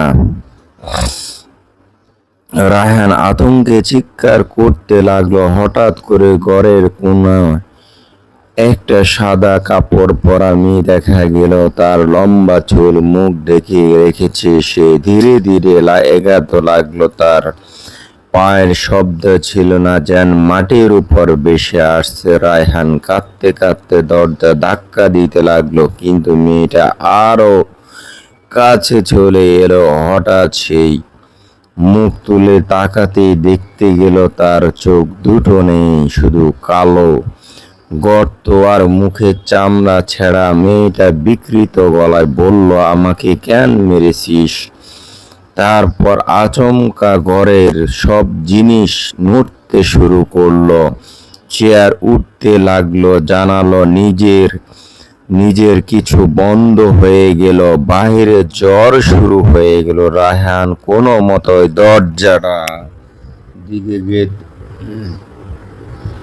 খুলে দৌড়ে নিচে নেমে এলো কিন্তু নিচে নেমে সে দেখলো বাড়ির মূল দরজা নেই। চারপাশের দেওয়াল বদলে গেছে। সে বাড়িটার দিকে তাকালে আটকে ফেলেছে। তখনই উপরে তলা থেকে ছোট্ট বাচ্চার কান্নার শব্দ ভেসে এলো। সে ভয় পেয়ে শব্দের দিকে এগাতে লাগলো। একটা ছোট্ট ঘরের সামনে এগিয়ে দেখলো দরজার নিচে দিয়ে রক্ত বের হচ্ছে। কাঁপতে কাঁপতে দরজা খুলতে সে দেখলো একটা ছোট্ট ছেলে কোনায় বসে কাঁদছে। ছেলেটা ধীরে ধীরে মুখ তুললো আর তারপর পুরো মুখ রক্তে ভরা, চোখ দুটো সেলাই করা। সে ফিসফিস করে বলল, ও আবার এসেছে। ঠিক তখনই পেছন থেকে ঠান্ডা একটা বাতাস রায়হানের কাঁধে স্পর্শ করলো। সেই ঘুরতে তাকাতে দেখলো সেই সাদা কাপড় পরা মেয়েটা একদম তার সামনে দাঁড়িয়ে। এবার তার মুখ ভয়ঙ্কর হাসি আর তার গলায় একটা সেখান থেকে রক্ত ঝরছে। রায়হান দৌড় দিয়ে গিয়েও পেয়ে গেল। ক্যামেরা মাটিতে পড়ে গেল কিন্তু রেকর্ডিং চলছিল। ভিডিওতে শুধু দেখা যাচ্ছিল অন্ধকার করিডোর, রায়হানের চিৎকার। তারপর একসময় চিৎকার থেমে গেল। কয়েক সেকেন্ড ধীরে নীরবতা থাকার পর ক্যামেরার সামনে ধীরে ধীরে একটা মুখ ভেসে উঠল। সেটা রায়হানের কিন্তু তার চোখ পুরো কালো হয়ে গেছে। মুখে অদ্ভুত হাসি। সেই ক্যামেরার দিকে তাকালে সেই ক্যামেরার দিকে তাকিয়ে বলল, এখন আমি একা নয়। তারপর ভিডিওটা হঠাৎ বন্ধ হয়ে যায়। পরের দিন সকালে গ্রামের কিছু মানুষ সাহস করে জমিদার বাড়িতে ঢুকতে শুধু ভাঙা ক্যামেরাটা খুঁজে পায় কিন্তু রায়হানের কোনো খোঁজ পাওয়া যায়নি। আর সেই রাত থেকেই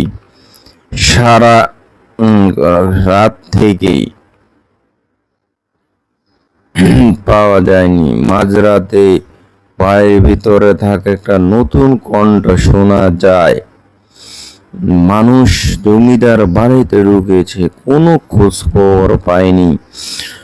রাতের পর থেকে মাঝরাতে ওই বাড়িতে থেকে একটা নতুন কণ্ঠ শোনা যায়। সেটা হলো রায়হানের কণ্ঠ, যে সাহায্যের জন্য চিৎকার করে বললে, আমাকে বাঁচাও, ওরা আমাকে যেতে দিচ্ছে না। গভীর রাত, টানা বৃষ্টির শব্দে পুরো এলাকা কাঁপছিল। শহরের বাহিরে পাহাড় ঘেরা ছোট্ট গ্রাম কালাপুর, তখন বিদ্যুৎ ছিল না, চারদিকে শুধু অন্ধকার আর বজ্রপাত আলো। সেই রাতে রাস্তা হারিয়ে ফেলেছি নাইম আর তার 3 বন্ধু। তারা একটি শর্ট ফিল্ম বানানোর জন্য পুরানো জায়গায় খুঁজতে বের হয়েছিল, কিন্তু ঝড় এত ভয়ঙ্কর হয়ে উঠেছিল যে মোবাইলের নেটওয়ার্ক পর্যন্ত চলে যায়। হঠাৎ দূরে তারা একটা পুরনো বাড়ি দেখতে পেল। বাড়িটা ভাঙা, বারান্দা মিটফিট করে একটা লাল আলো জ্বলছিল। উপায় না পেয়ে তারা আশ্রয়ের জন্য ভিতরে ঢুকে পড়ল। দরজার ঠেলতে কাপা শব্দ খুলে গেল। তা মনে হচ্ছিল বহু বছরে কেউ এখানে আসেনি। ভেতরে পা রাখতেই বাতাসে শরীরে জমিয়ে গেল। দেওয়ালে পুরনো ছবিগুলো ঝুলছিল, কিন্তু সব ছবির মানুষের কেটে ফেলা। নাইম মজা করে বলল, দেখিস না আবার ভূত বের হয়।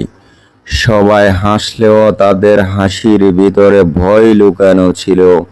হঠাৎ উপরতলা থেকে ধূপধাপ শব্দ আসতে লাগলো, যেন কেউ বাড়ি কিছু টেনে নিয়ে যাচ্ছে। বন্ধুদের একজন রিফাত বলল সেই নিচে থাকবে, কিন্তু নাইম ক্যামেরা নিয়ে উপরে উঠতে লাগলো। সিঁড়ির ধাপগুলো এত পুরনো ছিল যে প্রতিটা ধাপ কড়মড় শব্দ হচ্ছিল। উপরে উঠতে তারা একটা লম্বা করিডোর দেখতে পেল।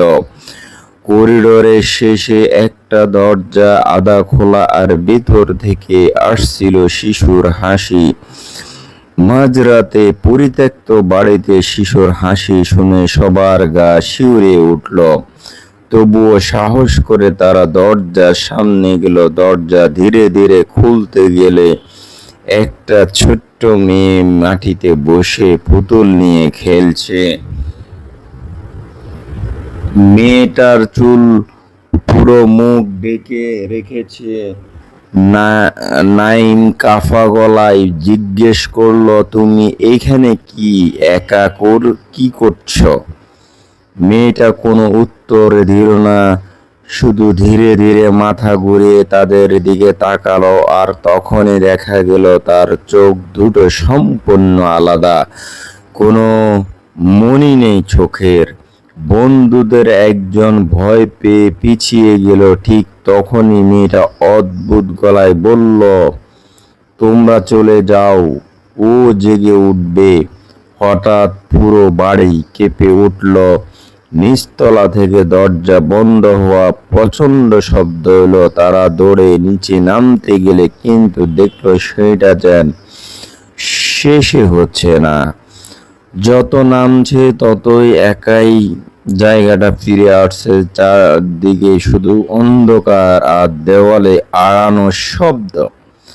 রিফাত চিৎকার করে শোনা গেল নিচ থেকে। সবাই দৌড়ে নিচে গিয়ে দেখে রিফাত দেওয়ালের সাথে চেপে দাঁড়িয়ে আছে। তার চোখ ভয়ে বড় হয়ে গেছে। সে কাঁপতে কাঁপতে সামনে ইশারায় বলল। সবাই তাকিয়ে দেখলো অন্ধকার মধ্যে লাশ একটা মানুষ দাঁড়িয়ে আছে। তার মাথা ছাদের সাথে লেগে আছে, হাতগুলো অস্বাভাবিক লম্বা। তার মুখে কোনো চামড়া নেই, শুধু রক্ত মাখা দাঁত দেখা যাচ্ছিল। জিনিসটা ধীরে ধীরে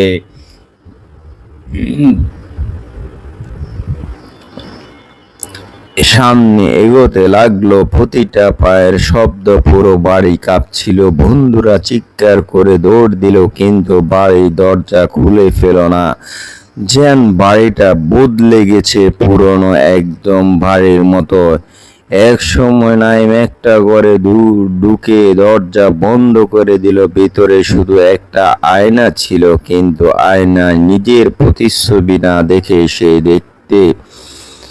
দেখলো তার পেছনে সেই সাদা চোখের মেয়েটা দাঁড়িয়ে আছে। নাইম ঘুরে তাকালো, কিন্তু কেউ নেই। আবার আয়নায় তাকাতেই মেয়েটা আরো কাছে। এবার তার মুখে ভয়ঙ্কর হাসি, আর মুখের ভিতর কালো অন্ধকার। হঠাৎ আয়নার ফেটে গেল।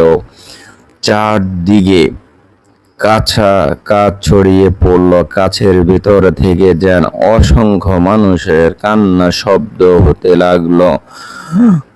নাইম দরজা খুলে বের হতে গিয়ে দেখে করিডোরে রক্ত ভেসে গেছে দেওয়ালের উপর, হাতের পা, আর দূরে তার বন্ধুদের চিৎকার। সেই দৌড়ে এগাতে লাগলো, কিন্তু একটা ঘরের সামনে এগিয়ে থেমে গেল, কারণ ভিতর থেকে তার নিজের কণ্ঠ ভেসে আসছিল, বাঁচাও আমাকে, বের করো। দরজা খুলতে সেই দেখলো ঘরের ভিতরে আরেকটা নাইম বসে আছে, যার পুরো শরীরে রক্তে ভরা, আর চোখ দুটো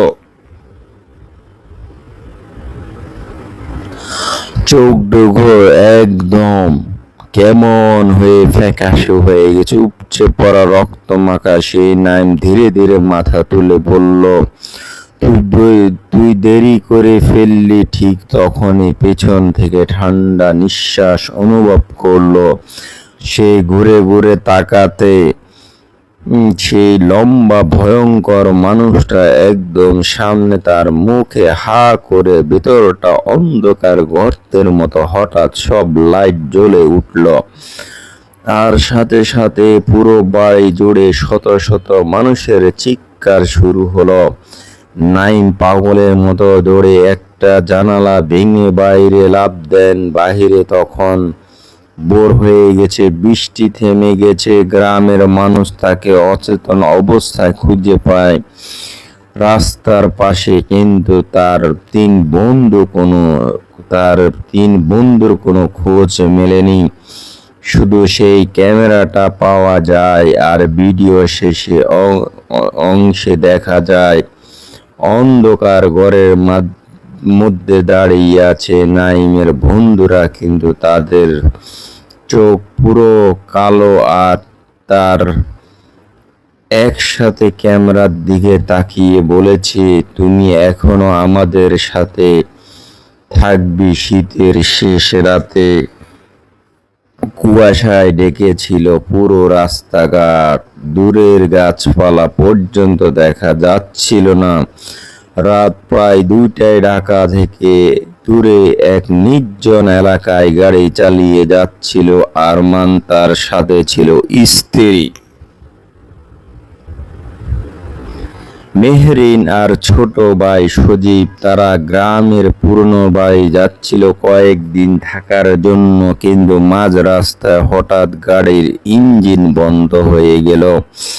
যতবার দিতে চেষ্টা করছিল ততবার অদ্ভুত শব্দ বন্ধ হয়ে যাচ্ছে। আশেপাশে কোনো মানুষ নেই, মোবাইলেও নেটওয়ার্ক নেই। ঠিক তখনই কুয়াশার ভিতরে দূরে একটা পুরনো বাড়ি ছায়া দেখা গেল। বাড়িটার জানালা হলুদের আলো জ্বলছিল। বাধ্য হয়ে তারা সাহায্যের আশ্রয় সেখানে হাঁটতে শুরু করলো। বাড়িটার সামনে গিয়ে তারা দেখলো বিশাল লোহার গেট আধা খোলা, আর গেটের উপরে মরিচা ধরা সাইনবোর্ড লেখা রহমান বিল্লা, কিন্তু লেখা অর্ধেক মুছে গেছে। ভেতরে ঢুকতে অদ্ভুত ঠান্ডা বাতাস গায়ে লাগলো, যেন ফ্রিজের ভিতরে ঢুকছে। চারদিকে পুরনো গাছ আর শুকনো পাতার স্তূপ, এরকম মনে হচ্ছিল।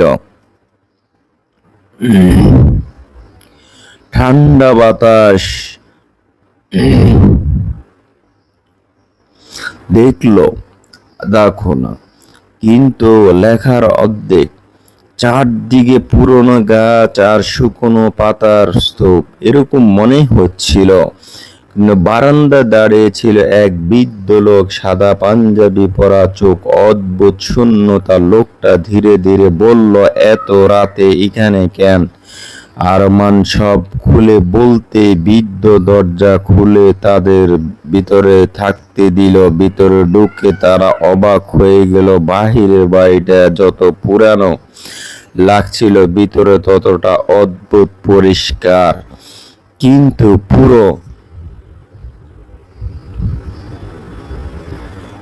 পুরনো বাড়িতে একটা গন্ধ ছিল, যেন পুরনো কিছু পচে আছে। দেওয়ালটা অসংখ্য পুরানো ছবি ঝুলছিল, কিন্তু সব ছবির মানুষের মুখ কালো কালি দিয়ে মুছে ফেলা। মেহেরিন ধীরে ধীরে বলল, এই বাড়িটা খুব অদ্ভুত লাগছে। বৃদ্ধ তাদের দিকে তাকিয়ে শুধু হাসলো। সে হাসিতে কোনো উৎসাহ ছিল না, যেন মৃত মানুষের মুখের হাসি। কিছুক্ষণ পর বৃদ্ধ তাদের 3টা আলাদা ঘর দেখিয়ে দিল আর বলল, রাতের পর বাইরে বের হবে না, বিশেষ করে যদি কান্নার শব্দ শুনতে পান। কথাটা শুনে সজীব হেসে বলল, ভিতরে ভয় দেখাচ্ছেন নাকি? বৃদ্ধ এবার কোনো উত্তর দিল না, শুধু ধীরে ধীরে অন্ধকার করিডোরে হেঁটে চলে গেল। রাত বাড়াতে লাগলো। বাইরে বাতাসের শব্দ, জানালা কাঁপছিল।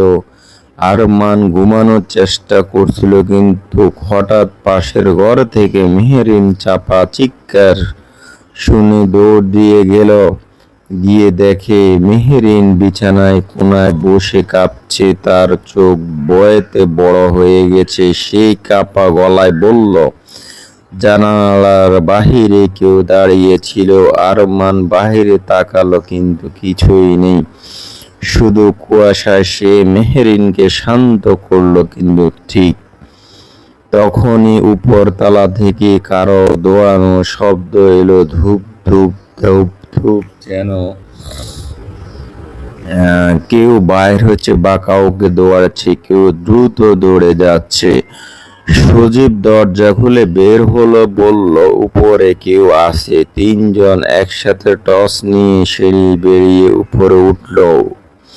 উপরে গিয়ে তারা দেখল করিডোরের শেষ একটা দরজা একটু খোলা, আর ভেতর থেকে আসছিল শিশুর কান্নার শব্দ। বাতাসে কেমন একটা ঠান্ডা পচা গন্ধ। সজীব সাহস করে বলল, শিশুর কান্না। সজীব সাহস করে দরজা খুলতে তার শরীরটা জমে গেল। ঘরটার ভেতরে দেওয়ালে জুড়ে আছড়ে দাগ, আর মেঝেতে ছড়িয়ে ছিটিয়ে পুরনো খেলনা। কোনায় বসে আছে একটা ছোট মেয়ে, সাদা ফক সুন্দর, অনেক দেখা যাচ্ছে অনেক কিউট।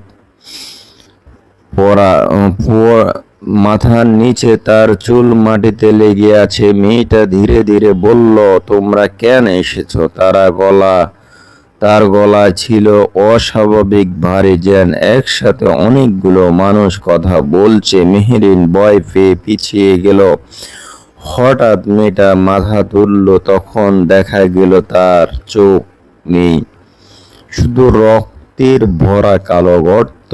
সজীব চিৎকারে দরজা বন্ধ করে দিল, কিন্তু ভেতর থেকে তখনই মেয়েটা হাসির শব্দ আসছিল।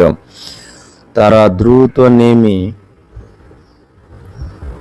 বৃদ্ধ লোকটাকে খুঁজতে লাগলো, কিন্তু পুরো বাড়িতে তাকে কোথাও পাওয়া গেল না। ঠিক তখনই ডাইনিং রুম থেকে থালা ভাঙার শব্দ এলো। তারা ভেতর থেকে ঢুকে দেখলো টেবিলের উপরে তাজা রক্তে ছড়িয়ে আছে, আর দেওয়ালে রক্ত দিয়ে লেখা, তোমরা এখন এখানকার। হঠাৎ পুরো বাড়ি লাইট নিভে গেল, চারদিকে অন্ধকার, শুধু কোথাও কান্নার শব্দ। মেহেরিন কাঁদতে কাঁদতে লাগলো, আরমান মোবাইলে ফ্ল্যাশ জ্বালা। আর তখন তারা দেখলো করিডোরে সেই ছোট্ট মেয়েটা দাঁড়িয়ে। এবার তার হাতে একটা ছুরিটা থেকে রক্ত ঝরছে। সেই ধীরে ধীরে সামনে এগোতে লাগলো। তার পায়ের নিচে রক্তের দাগ পড়েছিল। সজীব ভয়ে মানে কান্না করতেছিল। তারপর তারা ওই দৌড়ে দরজার দিকে গেলে কিন্তু মূল দরজা খুলল না, যেন বাইরে কেউ আটকে রেখেছে। হঠাৎ উপর থেকে সেই বৃদ্ধ লোকটা গলায় ভেসে এলো, ওকে জাগিয়েছো তোমরা? সবাই তাকিয়ে দেখলে বৃদ্ধ সে উপরে দাঁড়িয়ে, কিন্তু এবার তার চোখ দুটো পুরো কালো,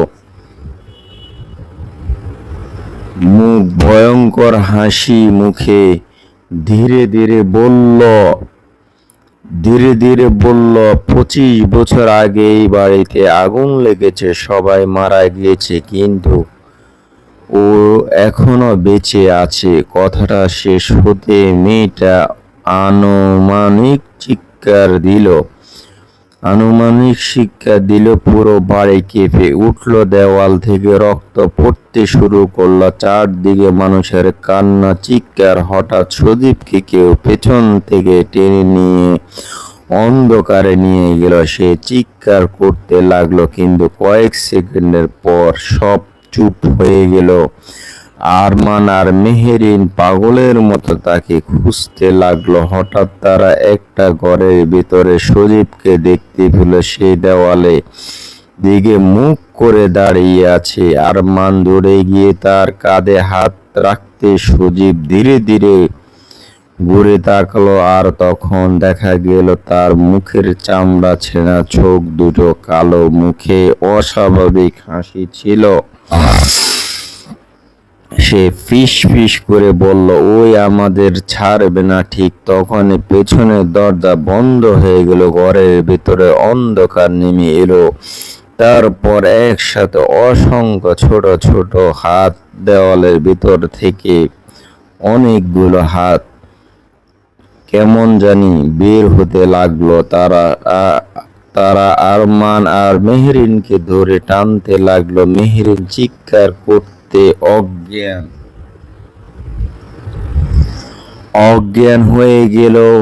আরমান কোনো মতো হাত ছাড়িয়ে দৌড়ে নিচে নেমে এলে, কিন্তু পুরো বাড়ি বদলে গেছে। দেওয়াল জুড়ে রক্ত, মেঝেতে মানুষের হাড়, আর চারদিকে সেই ছোট্ট মেয়েটা হাসি। হঠাৎ সামনে আয়নায় সে নিজেই প্রতিচ্ছবি দেখে, কিন্তু আয়না তার পিছনে দাঁড়িয়ে আছে ডজন খানেকের পোড়া মানুষ। তাদের শরীরে জ্বলছে গেছে, তাদের শরীরটা একদম পুরো জ্বলছে গেছে। চোখ বলে পড়েছে তাদের, একসাথে বলেছে আমাদের সাথে থাকো। আরমান চিৎকার করে আয়না ভেঙে ফেললো, তারপর মূল দরজার দিকে তাকালো। এই হচ্ছে অবস্থা। দর্শক, আমরা যারা হররের গল্পগুলো আমরা শুনতে চাই, আমরা অনেক সময় বিশ্বাস করতে চাই না। এই ধরনের গল্পগুলো আমাদের অবশ্যই শোনা দরকার। কেউ যদি আমাদেরকে কোনো কিছু বলে থাকে হরর টাইপের, আমরা এগুলো বিশ্বাস করব, কিন্তু আমাদের নিজেদের সিকিউরিটির জন্য হলো আমরা নিজেকে যেভাবে হোক আমরা সেভ রাখবো। আমরা রাত্রি যে কোনো জায়গায় আমরা গিয়ে থাকবো না, যে কোনো জায়গায় গিয়ে আমরা যে কোনো কারো মানুষের খাবার খাবো না। এই রাতগুলো খুবই ভয়ঙ্কর। আপনারা যেখানে যাবেন নিজের সিকিউরিটির জন্য হলো আপনারা সেফ মতো থাকবেন। দর্শক, এই যে তাদের সাথে এই ধরনের ঘটনাগুলো ঘটেছে, আপনারা বলুন তাদের অবহেলার কারণে, তাদের অতি সাহসের কারণে, এবং কি তাদেরকে বলে দিয়েছে যে তোমরা যদি কোনো রাত্রে কোনো চিৎকার বা সাউন্ড যদি পাও, তোমরা সাউন্ডের উত্তর দিবে না, এবং কি তোমরা এক রুমে থাকবা। তারা অতি সাহসিকতা করতে গিয়ে তাদের জীবনটা কিভাবে শেষ হয়ে গেল। তো আমরা যখন সত্যিকারের রাত যাপন করব, আমরা কোথাও এই ধরনের কাজগুলো করব না, অতি সাহসিকতা করব না। সাহসিকতার কারণে আমাদের পরিবার, আমাদের সবকিছু। একটা কথা মনে রাখতে হবে, বদ জিনরা মানুষের ক্ষতি করতে চায়। এরা সব সময় মানুষের ক্ষতি করার জন্য উঠে পড়ে লেগে থাকে। রাত ঠিক 1:17 লাইভ শুরু করেছিল জনপ্রিয় স্ট্রিমার তাহসিন। তার ইউটিউব চ্যানেলে লাখ লাখ সাবস্ক্রাইবার। মানুষ তাকে চিন্ত ভয়ঙ্কর আর রহস্যময় লাইভ এক্সপ্লেনার করার জন্য।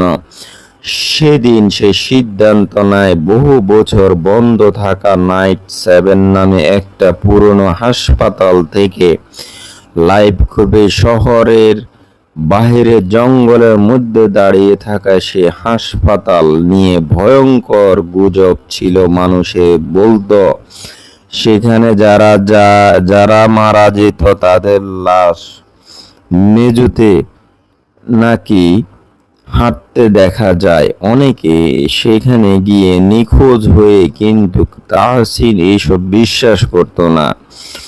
সে লাইভ অন করে হাসতে হাসতে বলল, আজকে দেখাবো সত্য ভূত আছে নাকি, সব ফালতু গল্প। তার সাথে ছিল camera Nabil, sound operator Fahim. হাসপাতালের সামনে পৌঁছাতে তাদের লাইভের হাজার হাজার মানুষ জড়ো হয়ে গেল। চারদিকে ঘন কুয়াশা, ভাঙা অ্যাম্বুলেন্স আর মরিচা ধরা গেটের উপর ওইখানে লাল অক্ষরে লেখা নাইট 7 মিন্ট হসপিটাল। গেট ঠেলে তাদের ভিতরে ঢুকতে একটা অদ্ভুত সাইরেনের মতন শব্দ শোনা গেল, যেন অনেক দূর থেকে কেউ সাহায্য চাচ্ছে। নাবিল মজা করে বলল, ভাই একটা কিন্তু ভালো লাগতেছে না। তাহসিন হেসে ক্যামেরার দিকে তাকালো, কিন্তু তখনই লাইভে কমেন্টে মানুষ লিখতে শুরু করলো, তোমাদের পেছনে কে দাঁড়িয়ে আছে? তাহসিন দ্রুত তাকালো, কিন্তু সেখানে কেউ ছিল না, শুধু অন্ধকার করিডোর। তারা ভেতরে হাঁটতে লাগলো। দেওয়ালে পুরনো রোগীদের নাম লেখা, কোথাও কোথাও শুকনো রক্তের দাগ। একটা রুমের সামনে গিয়ে তারা থামলো। দরজা লেখা ওয়ার্ল্ড 30। দরজা একটু খোলা ছিল, ভেতর থেকে টিকটক শব্দ আসছিল, যেন কেউ দেয়ালে নখ বসে। তাহসিন দরজা খুলতে দেখা গেল পুরনো রুম ফাঁকা, শুধু মাঝখানে হুইল চেয়ারে দুলছে, অথচ বাতাস ছিল না। ফাহিম ধীরে ধীরে ভাই চলে বের হয়ে যায়। ঠিক তখনই লাইভে অবাক কমেন্ট ভেসে উঠল, হুইল চেয়ারের পেছনে মেয়েটা কে? এবার তাহসিনের মুখ শুকিয়ে গেল, কারণ সে স্পষ্ট দেখলো ক্যামেরার স্ক্রিনে হুইল চেয়ারের পেছনে সাদা পোশাক পরা একটা মেয়ে দাঁড়িয়ে আছে, কিন্তু বাস্তবে সেখানে কিছুই নেই। মেয়েটার মুখ দেখা যাচ্ছিল না, শুধু মাথা নিচু করে দাঁড়িয়েছিল। কয়েক সেকেন্ডের পর হঠাৎ লাইভে স্ক্রিনে মেয়েটা খুব দ্রুত ক্যামেরার দিকে এগিয়ে এলো, আর সাথে সাথে ভিডিও গ্লিচ করতে শুরু করলো। পুরো হাসপাতালে লাইট জ্বলে উঠলো, আবার নিভে গেল। নাবিল ভয় পেয়ে চিৎকার করলো, দৌড় দেন ভাই, তার করিডোর দিয়ে দৌড়াতে লাগলো, কিন্তু যত দৌড়াচ্ছে ততই জায়গা ফিরে আসছিল, যেন হসপিটাল তাদের নিয়ে খেলছে। হঠাৎ পাশের একটা রুম থেকে প্রচন্ড শব্দ এলো, যেন কেউ ধাতব বেড টেনে নিয়ে যাচ্ছিল। তাহসিন ক্যামেরা নিয়ে ভিতরে ঢুকতে জমে গেল দেওয়ালের সাথে শেকল বাঁধা অসংখ্য পুরনো বেড, আর প্রতিটা বেডে রক্তের দাগ। ঘরে এক কোনায় একটা পুরনো টিভি নিজে চালু হয়ে গেল। স্ক্রিনে দেখা যাচ্ছিল সাদা টিভি নিজে চালু, কিন্তু দেখা যাচ্ছিল সেইখানে একজন ডাক্তার রোগীদের উপর ভয়ঙ্কর পরীক্ষা চালাচ্ছে। মানুষগুলো চিৎকার করছে, কেউ পালাতে পারছে না। ঠিক তখনই ভিডিওর ভেতরে ডাক্তার হঠাৎ স্ক্রিনের দিকে তাকিয়ে বলল, তোমরা আবার ফিরে এসেছো। কথাটা শুনে সবার শরীর ঠান্ডা হয়ে গেল, কারণ ভিডিওটা বহু বছরের পুরানো হওয়ার কথা। হঠাৎ নাবিল চিৎকার করে উঠল। তাহসিন ঘুরে তাকিয়ে দেখলো নাবিলের পেছনে দাঁড়িয়ে আছে একটা রোগী, তার মাথায় অর্ধেক কাটা, চোখের জায়গা শুধু অন্ধকার গর্ত। শরীরটা ধীরে ধীরে নাবিলের কানে ফিসফিস করে বলল, আর সাথে সাথে নাবিল নিজের মাথা দেওয়ালে আঘাত করতে শুরু করলো। রক্ত ছিটকে পড়তে লাগলো চারদিকে। তাহসিন আর ফাহিম তাকে থামানোর চেষ্টা করলেও পারল না। হঠাৎ পুরো হাসপাতাল জুড়ে পাগলের হাসির শব্দ শুরু হলো। চারদিকে দরজা নিজেই খুলতে লাগলো, আর অন্ধকার থেকে বের হতে লাগলো কিন্তু বিকৃত শরীরের রোগীরা। কেউ হুইল চেয়ারে বসা, কেউ হাউমাউ গুঁড়ে দিচ্ছে, কারো মুখ সেলাই করা, কারো হাত নেই। তারা সবাই ধীরে ধীরে তাহসিনের দিকে এগিয়ে আসতে লাগলো। ফাহিম কাঁদতে কাঁদতে দৌড় দিল, কিন্তু কয়েক সেকেন্ডের পর তারা চিৎকার শোনা যায়। তারপর সব চুপচাপ। তাহসিন একা হয়ে গেল। লাইভ তখন চলছিল, লাখ লাখ মানুষ সবকিছু দেখছিল। তাহসিন দৌড়ে হাসপাতালে বেজমেন্টে ঢুকে পড়ল। সেখানে গিয়ে সে একটা লোহার দরজা পেল। দরজার উপরে লেখা রেসিডেন্ট এক্সপ্লেন রুম। দরজা খুলতে ঠান্ডা বাতাস বের হলো। ভেতরে অসংখ্য কাচের জার, প্রতিটা মানুষের অঙ্গ ভাসছে। আর ঘরের মাঝখানে একটা চেয়ার, সেই চেয়ারে বাঁধা ছিল একটা নারীর কঙ্কাল, কিন্তু তার চোখ দুটো জীবন্ত মানুষের মতো নড়ছিল। কঙ্কাল ধীরে ধীরে তুলে বলল, ওরা এখানে ক্ষুধার্ত। ঠিক তখনই তাহসিন লাইভে হাজার হাজার কমেন্টে আসতে লাগলো, সবাই একটা কথা লিখছে, তোমরা পেছনে তাকাও না। তাহসিন ধীরে ধীরে ঘুরে তাকালো আর দেখলো পুরো বেজমেন্ট ভরে গেছে সেই রোগীদের দিয়ে। তারা সবাই একসাথে দাঁড়িয়ে আছে, আর মাঝখানে সেই সাদা পোশাকের মেয়েটা। এবার তার মুখ দেখা যাচ্ছে, পুরো মুখ পোড়া, চোখ গলে নিচে পড়ে আছে, কিন্তু অস্বাভাবিক হাসি। মেয়েটা ধীরে ধীরে বলল, লাইট বন্ধ করো না। সবাই যেন দেখে। তারপর হঠাৎ লাইভ স্ক্রিন পুরো লাল হয়ে গেল। শুধু তাহসিনের চিৎকার শোনা যাচ্ছিল। কয়েক মিনিট পর ভিডিও আবার পরিষ্কার হলো, কিন্তু সেখানে আর হাসপাতাল দেখা যাচ্ছিল না। ক্যামেরার সামনে দাঁড়িয়ে ছিল তাহসিন নিজে, কিন্তু তার চোখ পুরো সাদা, মুখে শুকানো রক্ত। সেই ধীরে ধীরে ক্যামেরার দিকে ঝুঁকে বলল, পরে লাইভে তোমাদের বাড়িতে আসবো। তারপর হঠাৎ লাইভ শেষ হয়ে যায়। পরের দিন পুলিশ হাসপাতালে গিয়ে শুধু ক্যামেরা আর রক্ত মাখা মোবাইল খুঁজে পায়, কিন্তু তাহসিন নাবিল আর ফাহিমের কোনো খোঁজ আর কোনো খবর পাওয়া যায়নি।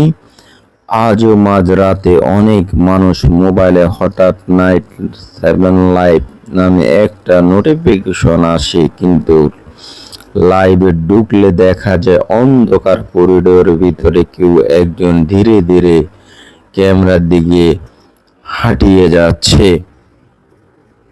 দর্শক, এই ধরনের সত্য ঘটনাগুলো যাদের সাথে ঘটেছে আপনারা কি মনে করেন? আপনারা অবশ্যই ভিডিওর কমেন্ট বক্সে আপনারা কমেন্ট লিখে যাবেন আপনাদের গল্পটা কেমন লেগেছে। আপনাদের জন্য আমি সবসময় রিয়েল গল্প নিয়ে আসি।